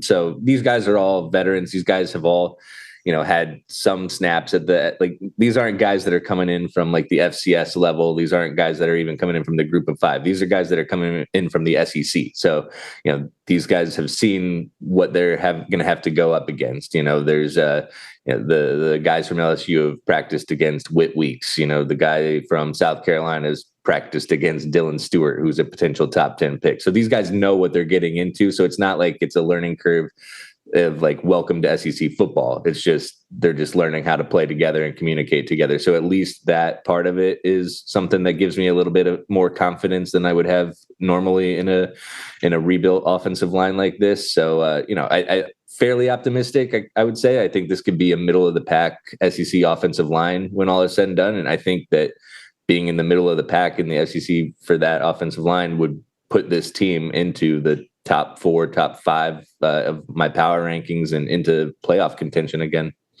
Let's say that they are better than that. Let's say they're top 5 SEC offensive lines, which I think is still a huge question mark. And by the way, A&M is not the only team trying to rebuild an offensive line. So there's a lot of that as well.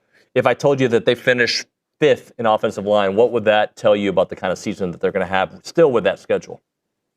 I'd say that if they finish with the top 5 offensive line, then you're going back to the playoff. and maybe even getting a trip to Atlanta. So, I mean, they were so close to that last year, obviously with that 11-1 regular season record, and somehow didn't get into the SEC championship game because of the loss to Texas. But I think you guys are going to be right there again. Reuben Owens coming back, Isaiah Horton.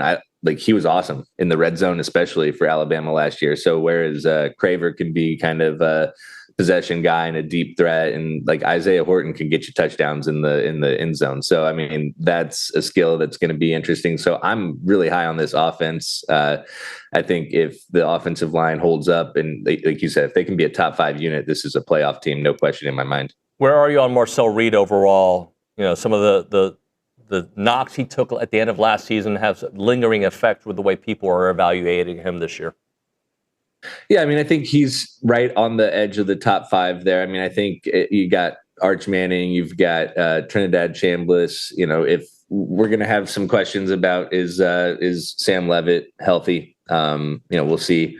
Lenoris Sellers had a down year last year, but I mean, he's still got all the talent in the world, and he was kind of plagued by a lackluster offensive line last year. So, I mean, I think right there, around the Sellers area is where I would have Marcel Reed. So that's in the top 5. If John Mateer stays healthy, he's going to make a case. I'm lower on Gunnar Stockton than most people. I don't necessarily see him as an elite quarterback. I mean, he's a really talented runner. I just don't see it as a passer yet. So I have Marcel Reed above him. But I think that if he took a major step forward as a passer last year, from where he was in 2024. So if he even makes a marginal improvement this year, he's going to be pushing on that top 3 in the SEC when all is said and done. Who's your top quarterback and why? Did I hear you say Arch, or it's Trinidad, right? It's Arch or Trinidad. I would probably give the edge to Arch right now, the way he played down the stretch last year. And Trinidad obviously played amazing all year once he got the job. But Arch Manning, he has Cam Coleman now, which I think is a match of 2 guys who, I just like the way that Sarkisian scouted that in the portal, and they went out and got him because Cam Coleman catches every contested ball. You can just throw it up to him, and Arch Manning will take those chances. So I think that those 2 are really well suited to play together, and I think that they're going to bring out the best in each other. And I think that with Cam Coleman kind of taking some of the CB1s, drawing those assignments, I think that it's going to open up a lot of space for Ryan Wingo too. So I think that just by virtue of what he has around him, Arch Manning is the number 1 guy. But Trinidad Chambliss, you can't go wrong with him too, because he could also rush for 1,000 yards. Ole Miss could have Chambliss and Kawan Lacey both run for 1,000 yards, and they're going to be fun to watch this year too. So the last 2 games of the season for you are the tipping point, right? If we just evaluated Arch on the top first 10 games, would you be saying the same thing? No, I think it's not. It was more the first 6 games. I think even as he struggled a little bit in the back half of the year was a lot better than the first half. I think that he started to just play football again. We never really found out, did he have a lingering shoulder issue, or was it the yips kind of? I don't know. His mechanics were a mess early in the season. They can say all they want. Sarkisian had a weird comment about reporters in the bathroom or something when he was I forget what exactly he said, but he was they were really defensive about Arch. I don't know if he had a shoulder thing or what, but if he comes into the season fully healthy, he's coming in with those same preseason Heisman expectations. So he's managed those. He's dealt with those before, and I just think he's gonna be firing out of the gates this year because he's not a first-time starter. He's dealt with these expectations before, so I think we're gonna see a smoother start to the year from Arch. And if he plays the way that he did down the stretch last year for the entire season, he's the best quarterback in the SEC. Why LSU at 3? I really like what they did. They brought in, Jordan Seaton is a mammoth of a left tackle there. I think he's going to be a top 10 pick in the NFL draft. Getting Perkins from Ole Miss to transfer. I mean, that putting him alongside Whit Weeks is going to be that's a great edge rushing duo. I think that I trust Lane Kiffin and Charlie Weiss Jr. I love that he brought Charlie Weiss Jr. with him, even though, I hate it for Ole Miss because there was so much drama involved there. But like those two together, Lane Kiffin and Charlie Weiss Jr., like those guys are going to put a top 5 offense on the field. Like that's just the way it is. And, Sam Leavitt, he was just hurt last year. If he's healthy, like he was in 2024, he led Arizona State to the playoff, and they were competitive in the playoff with Cam Scadaboo and Sam Leavitt. So, I think that if he's fully healthy, Lane Kiffin's going to maximize his talent, and we're going to see, at least some early season Heisman buzz for him. So, I just like what Kiffin's built teams through the portal before. We were talking about getting portal lines to gel, portal teams to gel in general. No one's better than Kiffin at doing that. So I just like what he's done in the portal this offseason, and I think that he's earned the benefit of the doubt for me that he's going to have a top 3 team in the SEC. I want to make sure I understand. Do you have 6 SEC teams in the playoffs? I had 5. I have I have Texas, Georgia, LSU, Texas A&M, and Alabama. Oh, okay. I think we're going to see Ole Miss. Like I have them power ranked number 4 right now, but I think we're going to see them lose a couple games that they're not supposed to, just by virtue of a rebuilt offensive coaching staff, rebuilt defense. Pete Golding did a heck of a job in the playoff last year, but this is his first year running the show without Lane Kiffin, without those guys. So the talent is there right now. I just have questions about, can they sustain the same level of success without Lane Kiffin down the stretch this year? I think that's great stuff, Adam. I look forward to catching up with you again here soon, man. Thanks for making a few minutes with us. Yeah, thanks for having me. I always appreciate it. Yeah, man. Adam Spencer, Saturday Down South on the Buppy's Catering and Bartending Hotline. Always good analysis. Appreciate his time here on the program. What we're going to do is we're going to hit a break. We'll come back with an open segment to close out this hour. And then the 10 o'clock hour, I believe Alan Weddell will be in studio here shortly, so it's good to catch up with the former A&M defensive coordinator and linebackers coach. Let's talk about the Association of Former Students. They are here to bring the Aggie Network to you, the first howdy to the final here. So whether you graduated from A&M or you're enjoying retirement, the association wants to make sure that you're staying plugged in with the entire Aggie Network by doing these 4 things. Follow the association on social media. Look at Aggie Network on Facebook, on Instagram, on LinkedIn, on YouTube, and X. Join your local A&M club and find Aggies near you at tx.ag/clubs. Go on a traveling Aggies trip. That's fun. Join fellow Aggies for a trip of a lifetime, whether you're looking for a European destination, winter excursion, hot tropical destination. There's a trip for everyone. That is at tx.ag/traveling Aggies. And stay up to date with what's going around the Aggie Network. Scroll to theaggienetwork.com, a website that does all things across social news, video, and much, much more. Remember, the association is here for you. Man, I'm reading this fast. Whether you need help finding Aggies near you, want to travel or attend events, fellow Aggies, they're always looking a way to spread that Aggie spirit by giving back. Don't hesitate to reach out. We hope to see you in Aggie land. It is the Association of Former Students.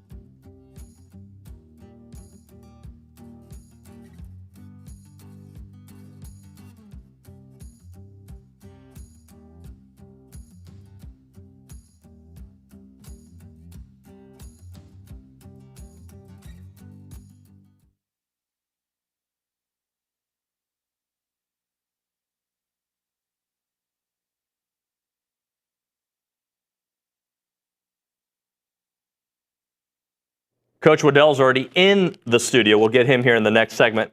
Looking forward to catching up with Coach Weddell. Look, I gotta push back on Adam Spencer.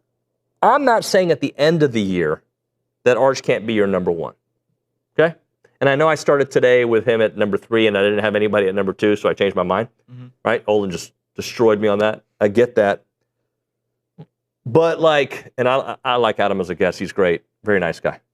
You look at, if you tell me I'm projecting what it's going to look like at the end of the year, I can accept that. But Trinidad Chambliss is the best quarterback in the conference, hands down. For the same reasons we talked about why Arch is getting the love. Because the end of the season, nobody played better. Look up his stats. Go to his game log. I would like to know his stats, maybe the last 4 games of the year, which would include, 3 playoff games and the last regular season game? I'd like to know what he did in those games. Because no quarterback was playing at a higher level than Trinidad Chambliss. Everybody thought outside of their first playoff game, which was at Tulane, that it was done. It was stupid. All right, after that, they're done. The no Lane Kiffin effect, the this and that, they're going to lose. And they just kept on winning. Give me his numbers the last 4 games. Maybe I'll talk myself out of this. Yeah, so he absolutely lit the world on fire. Mississippi State, 359, 4 touchdowns. In a rivalry game. Yep, just crushed them. And then Tulane, I don't even think he played the whole game. Went for 282 and a touchdown, 2 more on the ground. Georgia lit up Georgia, 362 and 2 touchdowns.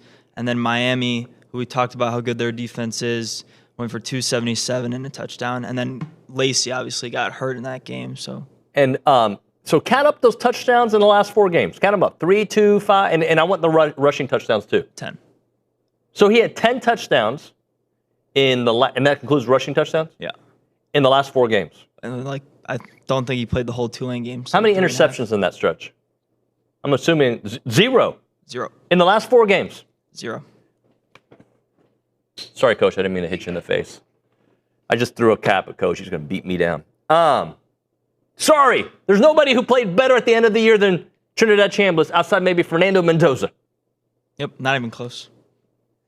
Sorry, it's... Close the book. It's over. It's a wrap. I'm not going to even do the last hour of the show. Coach Weddell's going to host it. All right, we're going to hit a break. We'll come back with my dear friend, Coach Alan Weddell on TexAgs Live.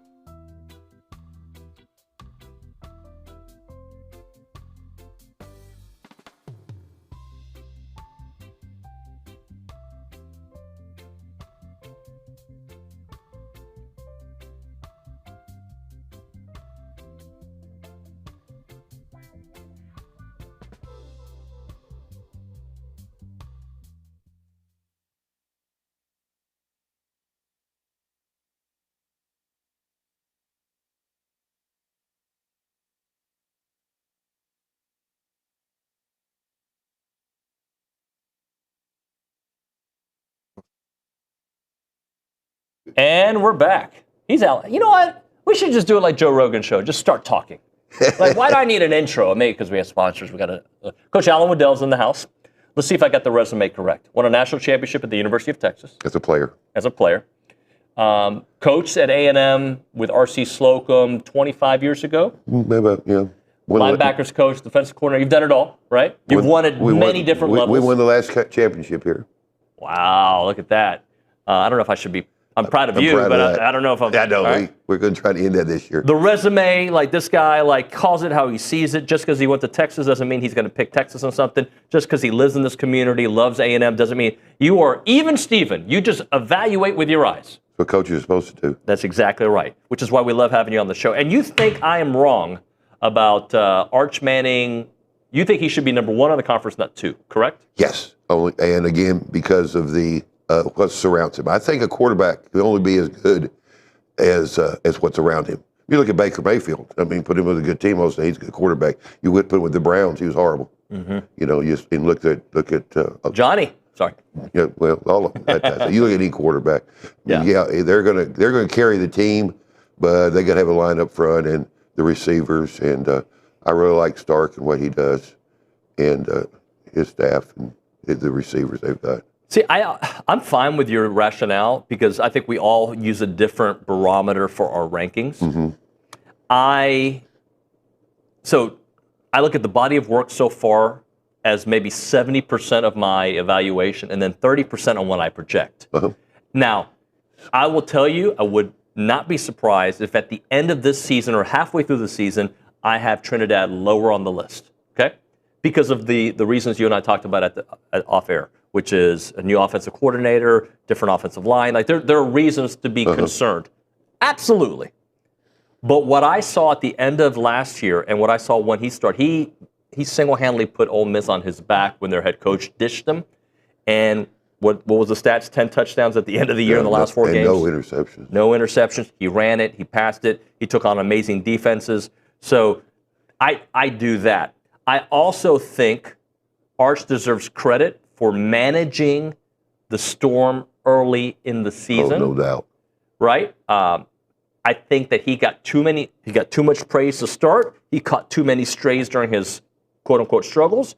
And I think he's getting too much love for the last 2 games, although he was excellent with his feet against A&M. He was really good in the bowl game, right? So he deserves all the credit. I get it. And then if you can evaluate him against the other quarterbacks, when you're projecting what he's going to turn into, no doubt. No doubt. And he's got a last name named Manning, which means a lot. But another thing that we overlooked in Chambliss and his success is he had the best running back in the conference. Yeah, he still has him. And he still has him. Yeah. And that makes a big, big difference. Yeah. So I think it's just so tough to project in the Southeast Conference what they're going to look like. I look at LSU this year. If they beat Clemson and then come down and beat A&M, they're going to be on a hot roll, ready to go. Yeah. But if they lose those 2 games, how is the locker room going to be? Everything's the locker room in the Southeast Conference because they all have the talent. So how can they go through the locker room? I think that's the biggest question at A&M, and that's why I think Mike does a great job of in the locker room. When projecting, how much of it do you look at the schedule? Because a lot. Both A&M and Texas have a pretty brutal schedule. Right. Texas, if you can post it, Nightgrade on their schedule up top. I know the initial part is very difficult. I forget what their end looks like. A&M's initial part should be manageable. Yeah. The end is significantly harder. But you get that Ohio State game at Austin will tell a lot. And also going to Tennessee. I don't think Tennessee is very good, but going on the road to Knoxville is. And when I say not very good, I don't think that they're the same level as Texas, but they're at home. Right. And then the rivalry, right? It'll be interesting to see. And going to LSU. And going to LSU. I mean. And going to Texas A&M at the end of the year. Yes. Which right now they own the series, right? Like they get bragging rights the last couple of years, and they've earned that. A&M has to prove that they can win that game. Play that big game, yeah. But when we're looking at that schedule, what does a couple early losses do? Right. For that fan base and for Arch himself? No doubt. No doubt. Where are you on Marcel? I like him. I want to see how much improvement he makes. If he improves as much as he did last year, then he's going to be a top tier quarterback for sure.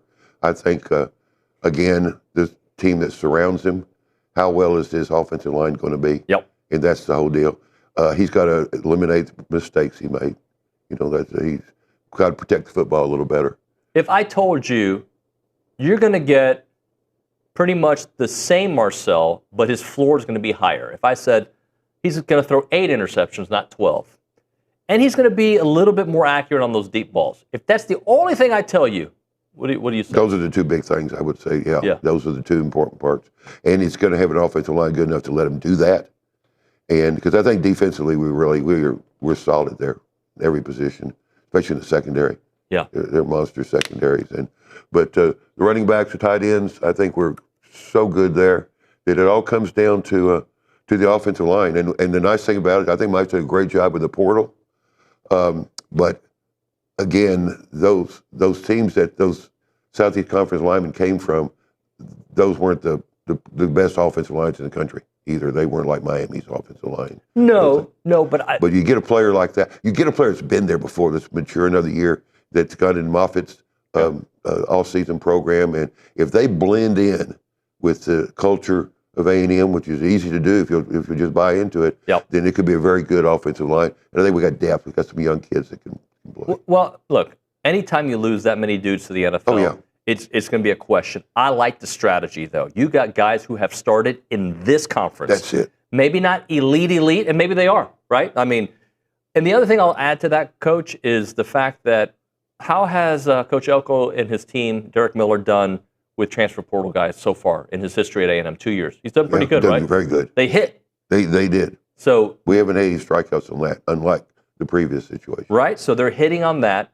and you've got guys that you've been developing for the last couple of years. Yes, I think he's done a great job also with the younger kids and bringing our recruiting class of keeping the locker room chemistry well. I think that was the problem before. We didn't know how to handle NIL money, and to me, kids didn't get what they needed and wanted, and it caused problems with things with Warren.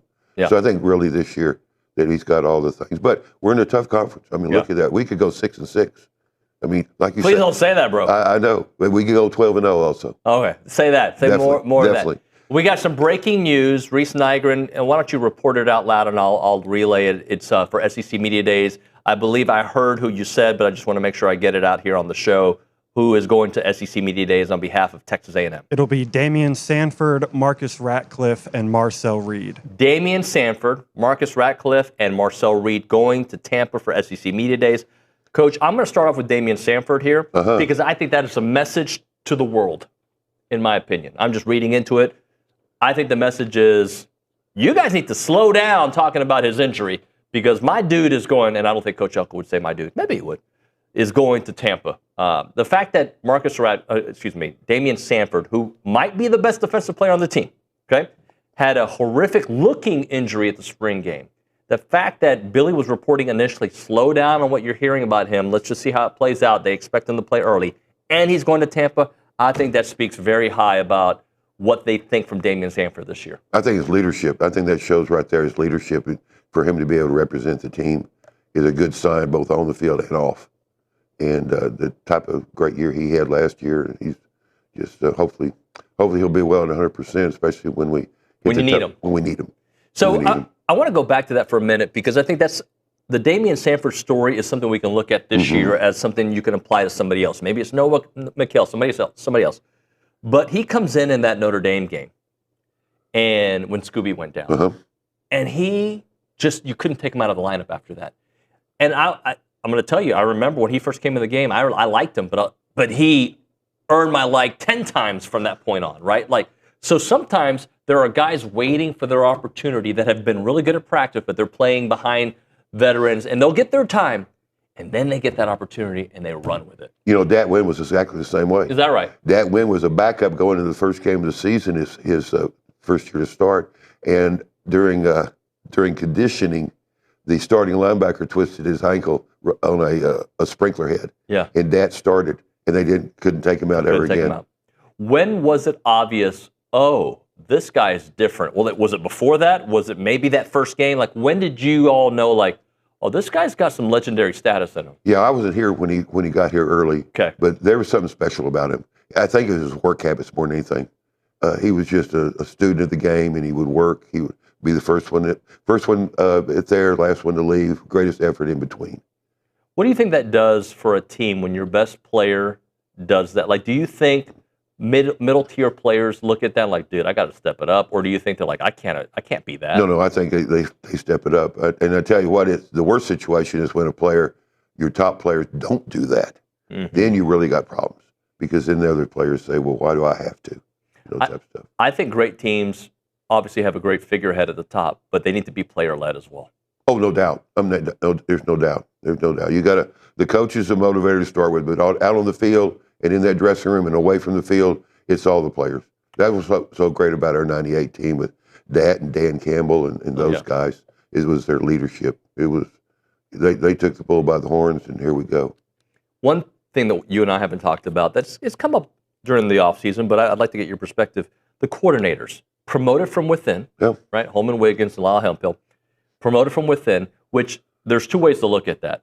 You didn't go upgrade with a name that everybody wanted. That's one way to look at it. I don't necessarily agree with that. I think oftentimes when you chase a name, it works it's counterproductive. But you keep consistency in what you're trying to do. And I think Lyle Hemphill is an extension of what Coach Elko is. And also, if you look at the defenses he's run before, they've been fantastic. His time at James Madison and elsewhere. So your thoughts on both coordinators? I think I agree with you 100%. I think, first of all, you know what you're getting when you move up a coordinator. I mean, they've been involved in the game planning. They've been involved in it.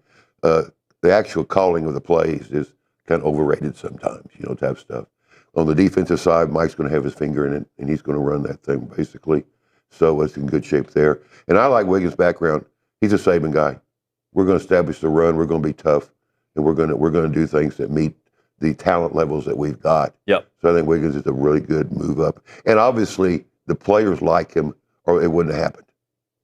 That's a big deal. Yeah, I agree with that. What have you seen on film from DJ Hicks in his time at A&M, and is he ready to take a big step? I think so. You just have to wait and see. Mm-hmm. Big steps are in this league are giant steps sometimes. So it all depends on how you can handle the pressure and handle the thing. It's time. But you look at this defense, and do you feel more confident because of the names on the defense and what you've read about them, or because of who's pushing the buttons, or is it both? I think the depth we've got is what really impresses me, I think, as much as anything, especially the secondary. That's kind of been an Achilles heel the last few years. We haven't probably lived up to our expectations, but I think we've got so many good players and so much depth in the secondary that that's going to be a big plus for us. And then I like our linebackers, especially if we get Stanford back. But up front, we're going to be tough. They do a great job of coaching people up front. Good scheme. We're not going to get out schemed by anybody. So it's a great staff. And there's a lot of good staffs. I mean, Texas got a great staff. LSU's got a good staff. I mean, those people, Alabama's still got a good staff. So you're not going to out-coach people. You're just going to make sure you have your kids ready to play. When you think about the thin margins, right? Oh, yeah. A couple years back, and I brought this up last week on the show, the 5-7 year, it easily could have been an 8-4 year, a player or two each game, right? Right. Last season could have been, I don't know about, you could have won the Miami game, right? You could have lost a couple of games down the stretch. Mm-hmm. If you don't make one play in that South Carolina game, that could look completely different in the comeback. How much is that preached, do you think, still? Was it preached in your day, and how much do you think that is still preached? Like every single play, mental mistakes and physical mistakes can cost you a game, just one or two. Yeah, I mean, it doesn't matter whether it's the third quarter or the first quarter or what quarter when something happens. I remember we got beat by Texas Tech our last year in a game we shouldn't have. And we punted the ball to Welker, and he went 97 yards on a punt return.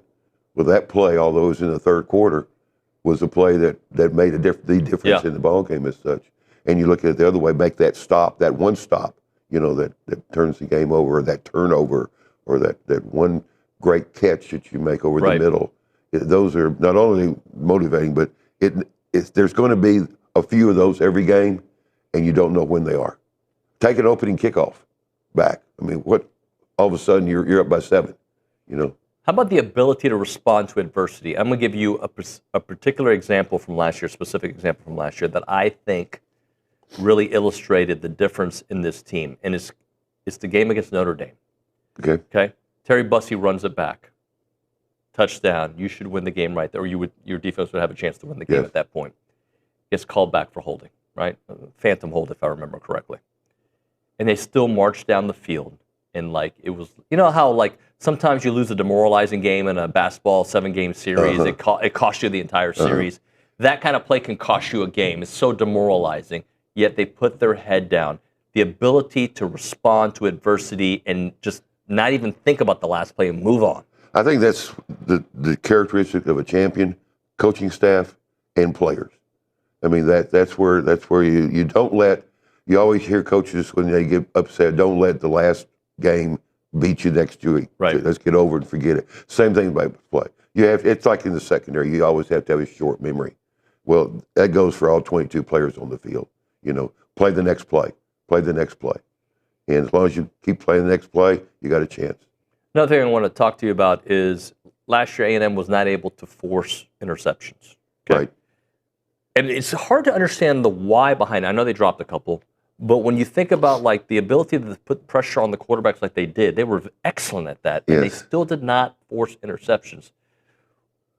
Is it bad luck? Is it something in scheme? Is it something in just why? And how do they fix that this year? That's the $64,000 question. That's why I think we'll be better this year, because I think we'll get it fixed in the secondary. I don't know. Maybe we feel like we played too much man and we underrated our ability to play man. Maybe it was a zone and we don't have the natural ability to play zone. Maybe we should have been more man team as far as the scheme goes for it.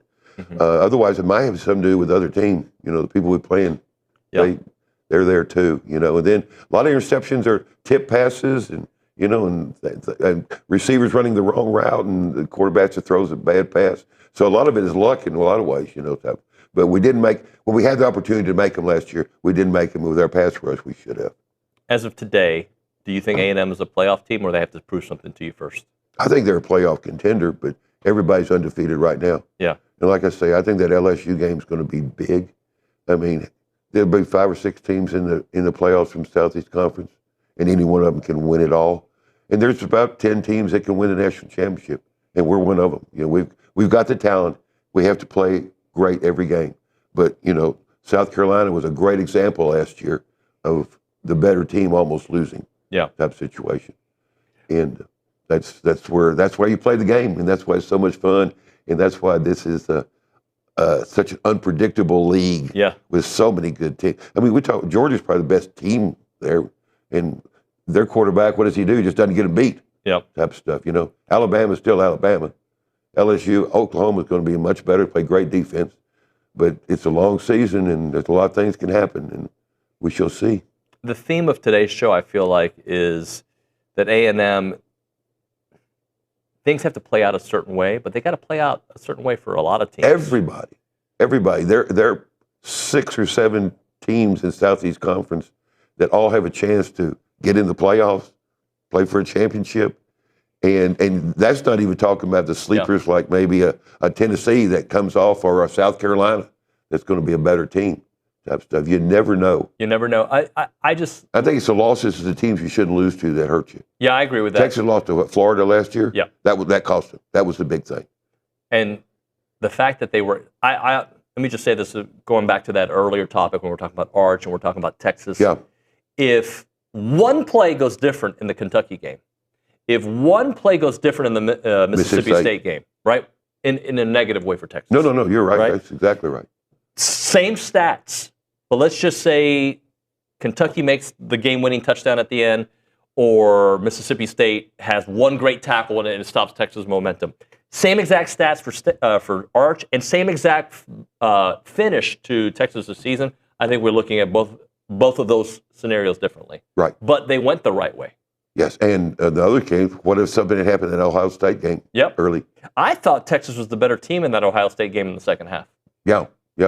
But they just needed another player, too. Yeah. If they'd gotten it, then we're talking about a different playoff team, and Texas was hot at the end of the season. The last thing I want to talk about is, we're going back to Coach Elko and the standard here at A&M. I think we are trending in this direction, but what I can't wait for is for A&M to be that team that no matter if they have a huge transfer portal class and they're replacing people, You just expect it to be taken care of because that's been what they've done. That's what Kirby has done his entire time at Georgia. That's what Nick Saban did. And I don't know if we're that level of program yet or not. I mean, we got to prove it to be that level. I know that. But that's what I want, that it doesn't matter. You get the benefit of the doubt in the offseason because this is what you do every year. Right. You become one of those elite teams, the Ohio States, those type teams. And you have to be able to manipulate the portal the right way. That's what I think Kiffin does a great job of, gets those type of situations. It's a game of portal now. Now, it's going to change in a few years. It can't last. It's not sustainable.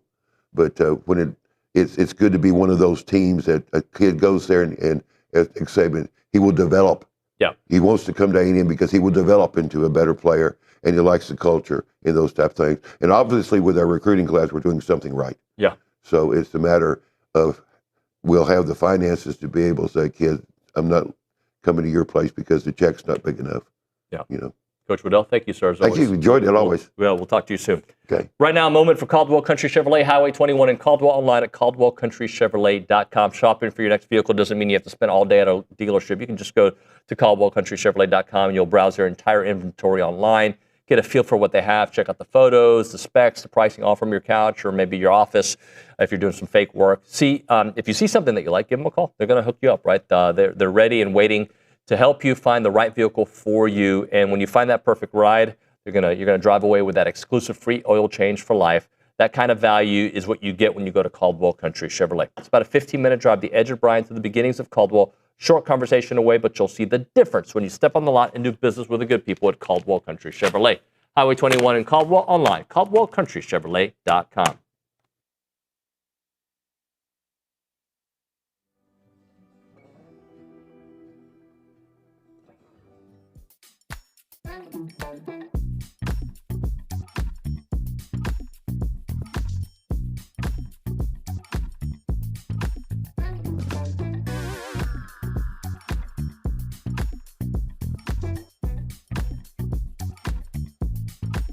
What's up, everybody? I'm here to tell you about Fratella Italian Cafe. If anyone knows anything about Italian food, it's me, Billy Lucci. And Fratella has the best Italian food in BCS. Located at 3901 South Texas Avenue, Fratella is known for their handmade pasta dishes and feature lasagna, beef cannelloni, chicken parmesan, chicken fettuccine alfredo, a couple of my favorites, just a big old bowl of plain old spaghetti and some manicotti. Really recommend the manicotti. That's my go-to. And don't walk out of there without trying the fresh, piping hot breadsticks and the homemade in-house cheesecake, which is incredible.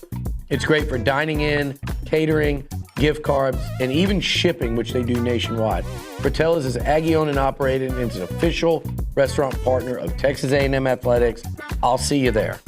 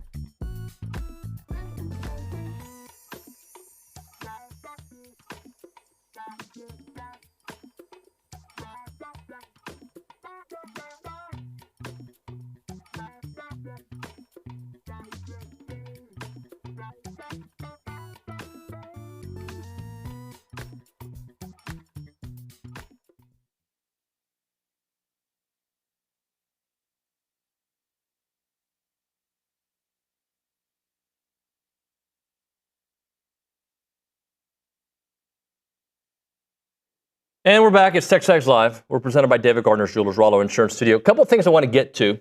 I do want to go back to the topic about SEC Media Days guests or the attendees. But I want to read this from Ross in East Texas, and I want to do a think tank, all right? Nygren, you're involved. Coughlin, you're involved, all right? Here we go. David, as a listener, I'm kind of disappointed you didn't push back with Adam Spencer, on the air. You don't have to be like SEC Mike and body slam the guy, but you can say your opinion is wrong, and here's why. I want to go back to that because I've kind of gotten into, first off, and by the way, he sent another note saying he loves the show and I'm great and he wants to give me a high five. Thank you, Ross. I don't disagree, but I've kind of gotten to a point like, it's just a freaking opinion. Like what? Like sports radio has become so much like, gotcha, you're stupid. I got a better point than you. I used AI faster than you, and I've got a point to counterpoint yours. And I disagree. Okay. And I disagree with Coach a little bit. We talked about it. Like, I don't think you have to, like, and I'm not saying you're wrong either, Ross, and I don't think you're asking for me to fight people. Obviously, you said that. But I don't know. Like, I just think long term, if you're always pushing back on guests, you're not going to get guests on the show, right? Like, I disagree, and but I can you know what? I just understand perspective. I understand what lens, I'm not letting you guys talk at all. I'm over here doing hey, join me in a think tank, but I'm going to talk and you're going to listen. You all have different views on things. Olin and I don't see eye to eye on everything. Billy and I don't see eye to eye on everything. It's not, and I know talk show hosts are supposed to like fight back, and sometimes I will, right? Like, I don't know. You think Arch is the best? Cool. Whatever. Like, I think Trinidad is. Here's my reasons. And I think I did ask him, I could be wrong, but I think I did ask him, is it based on the end of the season? Because Trinidad, I think he even argued with himself when he was talking about it. Nygren, do you agree, disagree? Where are you on how A, on the topic, and B, how I handle it sometimes? I think you handled it pretty well because you don't want to have AT situations happen all the time. But I also agree with you. Stop! I am super nice to AT. What? Why do people think we hate each other so much? There was this one time. One time, I think I was right? Was it on that particular time I was right? I think so, yeah. Yeah. I mean, had to make sure you were right.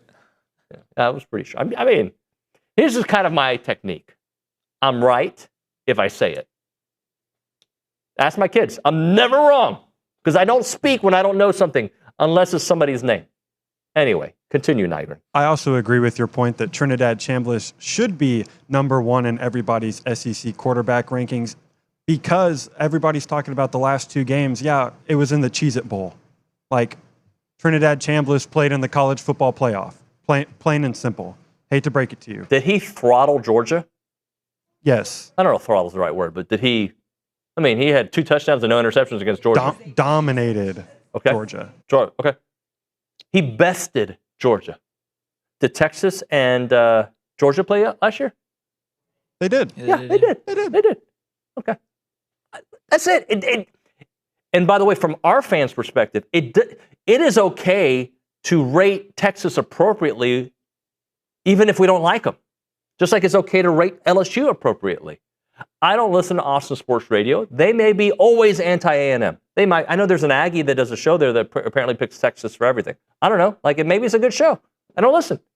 But you're allowed to have an opinion. That's it. That's all I'm thinking. Coughlin, You're looking like you don't want to talk, so talk.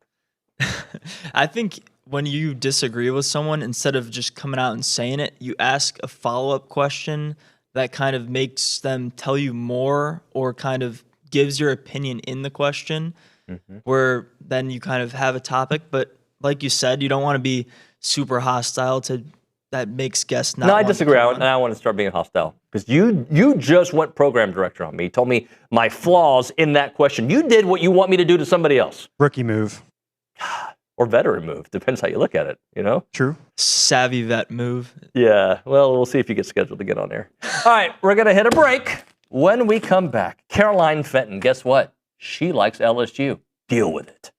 Right now, though, we're talking about Guarantee Bank and Trust. They're fantastic. Those are good people there. Jared, Brandon, the whole team. They were established in 1913. They have over a century of experience serving Texans as one of the most respected community banks in Texas.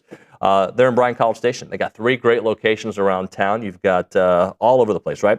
And their market president sets the agenda. He sets the tone, and he's involved in everything in this community. So wherever you are in Texas, Guarantee Bank and Trust is going to make local decisions with people that you know and care about because they got 33 locations across Texas. They want to grow stronger for the community, and every decision is shaped by helping you grow stronger. Known for their exceptional relationship-focused banking, so whether you're buying a home or running a business or beginning your financial journey, let them take care of you. The website is gnty.com. That is gnty.com. Guarantee Bank and Trust, a division of Glacier Bank, member FDIC, equal housing lender.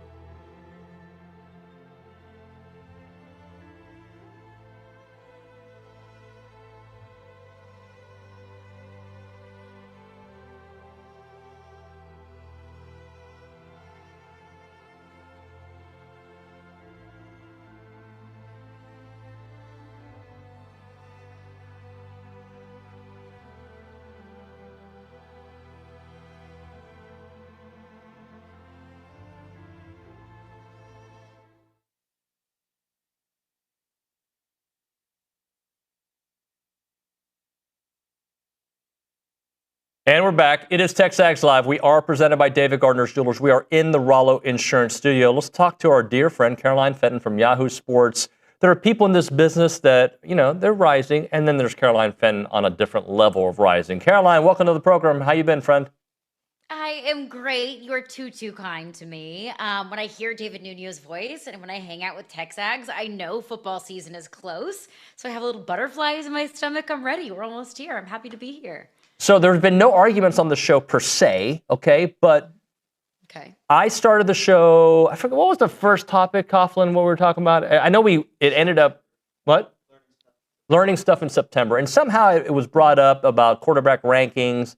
And I was like, Trinidad Chambliss is number one. I go, I think Arch is probably third. And then I realized he's probably second because I look at the rest of the group. And then I've had people that think that Arch is the number one quarterback. He might be. But I have a hard time taking away what Trinidad did at the end of the last season, but I also understand projecting based on a new offensive coordinator, the schedule that they have, and what Arch has around him. So, long way of talking about how would you kind of give me your top 3, 4, 5 quarterbacks in the SEC? You have to include both of them in the conversation. If we're going to talk about who do I think is going to be the better quarterback in November and who's going to be that more highly touted prospect, it's going to be Arch Manning. If we're going to talk about which quarterback did more last season and who would I rather have week 1, I would say it's Trinidad Chambliss. Who's going to have a better year overall? I think when you talk about quarterbacking, you have to talk a lot about ecosystem around them. There's no denying that Arch Manning has a better ecosystem around him.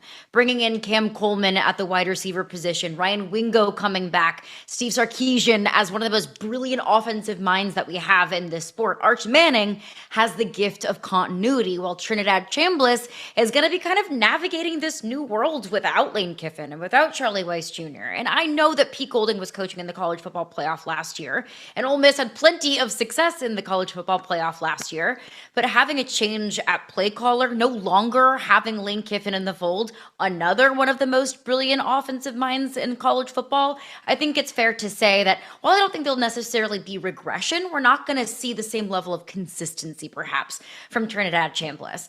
But I think that you also have to have the conversation if we're going to be talking about, some of the top quarterbacks in the SEC this year. You can't have that conversation without talking about Marcel Reed.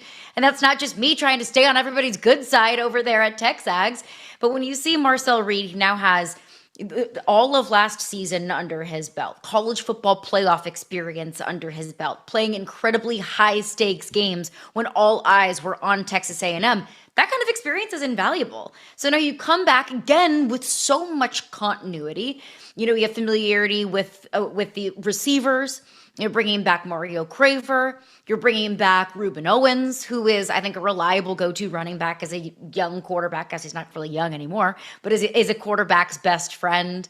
I think that you have to have the conversation about Marcel Reed and what his ceiling might look like. But I think you also have to point out with Marcel Reed some of the obvious deficiencies. That when Marcel Reed is playing at his best, when he is reaching his ceiling, I think that you can have the conversation that Marcel Reed is one of the better quarterbacks, not just in the conference, but in the country. But then we also see the other side of Marcel Reed and some of their, he had a tendency of turning the ball over. In the games that Texas A&M lost this past season, it was largely because Marcel Reed wasn't able to develop in the passing game as well as maybe we saw in some of his better games. So he just needs to find some consistency there. But if he does, we'll absolutely be talking about Marcel Reed as a top 3 quarterback this season. Talking to Caroline Fenton here on TexAgs Live, presented by David Gardner's Jewelers. I also think, so I'm going to kind of give you a little history on how I looked at things last year. I thought Lenore Sellers was going to take a huge step back last year. I ended up being correct. He's still an excellent quarterback. I think he takes a big step forward this year. It is hard to put him in your top 2 or 3 based on a 4-8 record, right? But can we project him being a top 4 or 5 quarterback in the SEC again based on what we know about him? And now, Kendall Briles, is going to be calling the plays.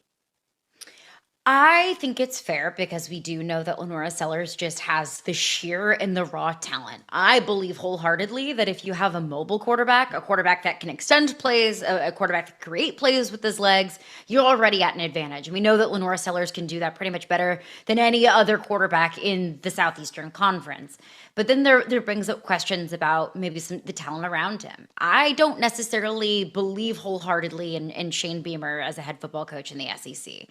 And I think that kind of might be a trickle-down effect of the way that we view Lenora Sellers. When you're a 4-8 quarterback, well, winning is a quarterback stat, but not all of that falls at the heels of Lenora Sellers. That also falls on the coaching staff as well. So while I do believe that Lenora Sellers does have the sheer and the raw talent around him, he does have the sheer and the raw talent just himself, I don't believe wholeheartedly in that coaching staff to completely unlock it from him.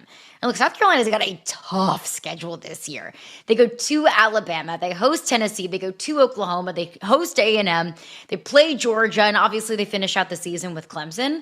If they can split those, 5-6 games that I just mentioned, I think that you would consider that a success. So you're already looking at a ceiling of about 9-3.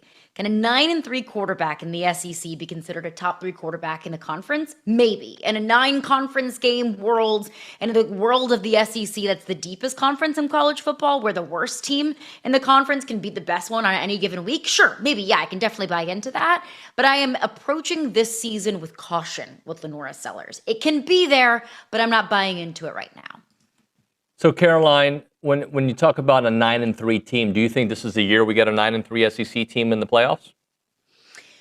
It's a great question that I'm going to weasel my way out of because it totally and completely depends on the rest of the field, right? What does Notre Dame look like? Because Notre Dame has a rinky-dink schedule. They go 11-1. They're in the college football playoff. That's a spot that would be taken up by Notre Dame that was not taken up this past season. How much different does the ACC look this year? Clemson had a brutal year last year, the worst year that they've had in a decade and a half. They went 7-6. Well, what if Clemson starts to figure things out? I think that if you go 10-2 in the ACC, you have a really good shot of finding your way in. Where are some of the bid thieves from any of these conference champions? So I do believe a 9-3 SEC team can get into the college football playoff. Because if you go 9-3 in the SEC, let me just use my alma mater, for example. LSU has a murderer's row of a schedule. They open the year with Clemson. They go to Ole Miss. They play Texas A&M. They host Alabama and Texas and finish out the season at Tennessee and at Arkansas. And that schedule, with the way that it looks, at least right now, of course, the process matters. But if LSU can go 9-3 with that schedule, the nuance of it all matters. The resume matters. How you win matters. Who you lose to matters. But just off the top of my head, if you're able to go 9-3 in that schedule, it looks like you might be one of the best teams in the country and deserving of a college football playoff spot. So I do believe a 9-3 team can get in. It just totally depends on the process and the field. How much faith do you have in Lane Kiffin in year one, based on that schedule, and just overall? No. If I'm supposed to put all of my mental health in the hands of Lane Kiffin, I'm really scared about that. I'm terrified of that. But look, Lane Kiffin was able to bring Ole Miss its first 10 win seasons in its program history. He was able to create a culture there that didn't necessarily exist. You don't have to do that at LSU. There's a culture that does exist. There's a very rich history of winning at this program that just wasn't at Ole Miss. So I think that you're already getting started, on third base compared to where he got started at Ole Miss. But it's really hard. I don't care if you're Lane Kiffin or Nick Saban. I don't care who you are or what coach you are or how much you've accomplished in this sport. It's really difficult to take a lot of pieces from a lot of different places and put them all together and win at an extremely high level. And they're going to have to do it right away in hosting Clemson week 1. I mean, Lane Kiffin brought so many pieces in through the transfer portal. Obviously, Sam Leavitt at the quarterback position, he's still recovering from injury. Bring in Jace Brown, Trey Brown, Eugene Wilson, Jackson Harris at the wide receiver position. You're bringing in a new left tackle in Jordan Seaton. And although he was an absolute beast at Colorado, you're still bringing in a new left tackle that has to build a rapport with the rest of the line and with the quarterback. So I do love the fact that Lane Kiffin was able to retain Blake Baker. They bring back Weeks. I think there's a lot of leadership and a lot of production that's returning defensively. But the offense is a question mark for me, not because I don't believe in Lane Kiffin and not because I don't believe that there's a lot of talent that they brought in, but it's about fitting all of those little puzzle pieces together. I think LSU can go 9-3, absolutely. But if that's 9-3 that comes in the form of missing out on the postseason and missing out on the college football playoff, that's unacceptable, and that's not going to be good enough in year 1. Caroline, I think it's interesting as you're talking about LSU's murderer's row. I feel like every time I talk to somebody that represents the SEC, a team there, or follows them, everybody's saying the same thing. Because that 9th game makes it feel like pretty much every team is going to have a murderer's row. It does. And that's why I kind of pushed back on even the idea of the SEC adding a ninth conference game anyway. Because if you look at the bottom of the SEC, those were more competitive, and based off of all of the analytics, the SP pluses, those were better teams than the middle of the pack in maybe the Big 12 or in the Big 10. So adding another conference game is adding in another potential for a Georgia, adding in another potential for going on the road at the Swamp and playing Florida. We saw Mississippi State, who's at the bottom of the SEC this past weekend, take Texas down to the wire, take Tennessee to overtime in Neyland Stadium. So on any given Saturday in this league, even the teams at the bottom of the league who weren't even postseason eligible were able to compete with some of the best teams in this conference. So, you look at teams like Vanderbilt, who were just on the cusp of the college football playoffs last year. I think Kentucky's going to be improved. I think under Alex Golesh, Auburn will be improved. So you're not only taking away the opportunity for a cupcake, a Mercer, whoever, a throwaway game to add on your schedule to bolster up and your record and make your record look a little bit more gaudy, but you're also adding in the potential for some teams that have historically not been very competitive that are now being competitive, and you're adding in the other potential for adding in a team that is a legitimate national championship contender. Caroline, who do you think from the SEC should be under consideration for the playoffs this year? Off the top of my head, it's Georgia and Texas, and that's 1-2, that's 1A, 1B, however you want to slice and dice it. Those look like the two best teams in the SEC. You have continuity at coach, you have continuity at quarterback, you have continuity in the roster, and two coaches that I think are wildly easy to trust. Kirby Smart more so than Sark, but still, I think those are two coaches that have earned the benefit of the doubt. That feels like the top tier of the conference. And then you kind of get into that next tier of the conference. If you want to call it 1B, if you want to call it 2, I think Texas A&M belongs in that tier. I think that LSU belongs in that tier. I think that Alabama maybe could belong in that tier. I think Oklahoma belongs in that tier. All of those teams that I just mentioned have proof of concept, so much talent on those rosters, but each of those teams that I just mentioned also have big time question marks, whether that's at play caller, whether that's at quarterback, whether that's at the pieces that are around the quarterback, whatever it might be. There are some glaring question marks that exist for those teams that if you answer those questions could be the difference between them ascending into that top tier and descending into maybe a team that's hovering right around 7-5 and 8-4 and looking on the outside of the playoffs. Caroline, great stuff. Thank you so much for joining us. We'll do it soon, okay? Always a pleasure. Enjoy. Thanks, Nuno. Thank you. Caroline Fenton, Yahoo Sports, does amazing work. Good friend of the program. We'll hit a break here. We'll come back with the final segment to close out TexAgs Live on a Tuesday. Get your texts in on the Catalyst Pure Performance Energy text line, 979-693-1150. It's TexAgs Live.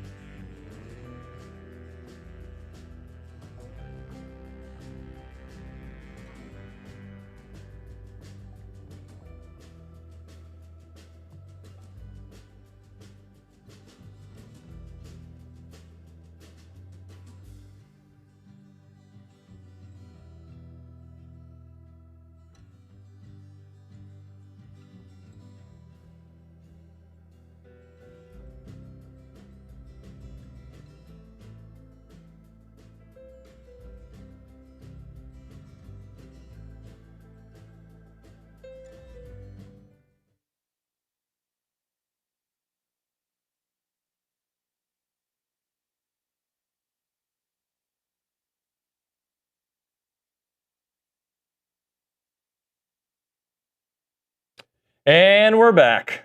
TexAgs Live, presented by David Gardner's Jewelers, Rollo Insurance Studio. We go to the Angry Elephant News and Social Center. Matthew Coughlin got some commentary for us. Closing out with a YouTube comment.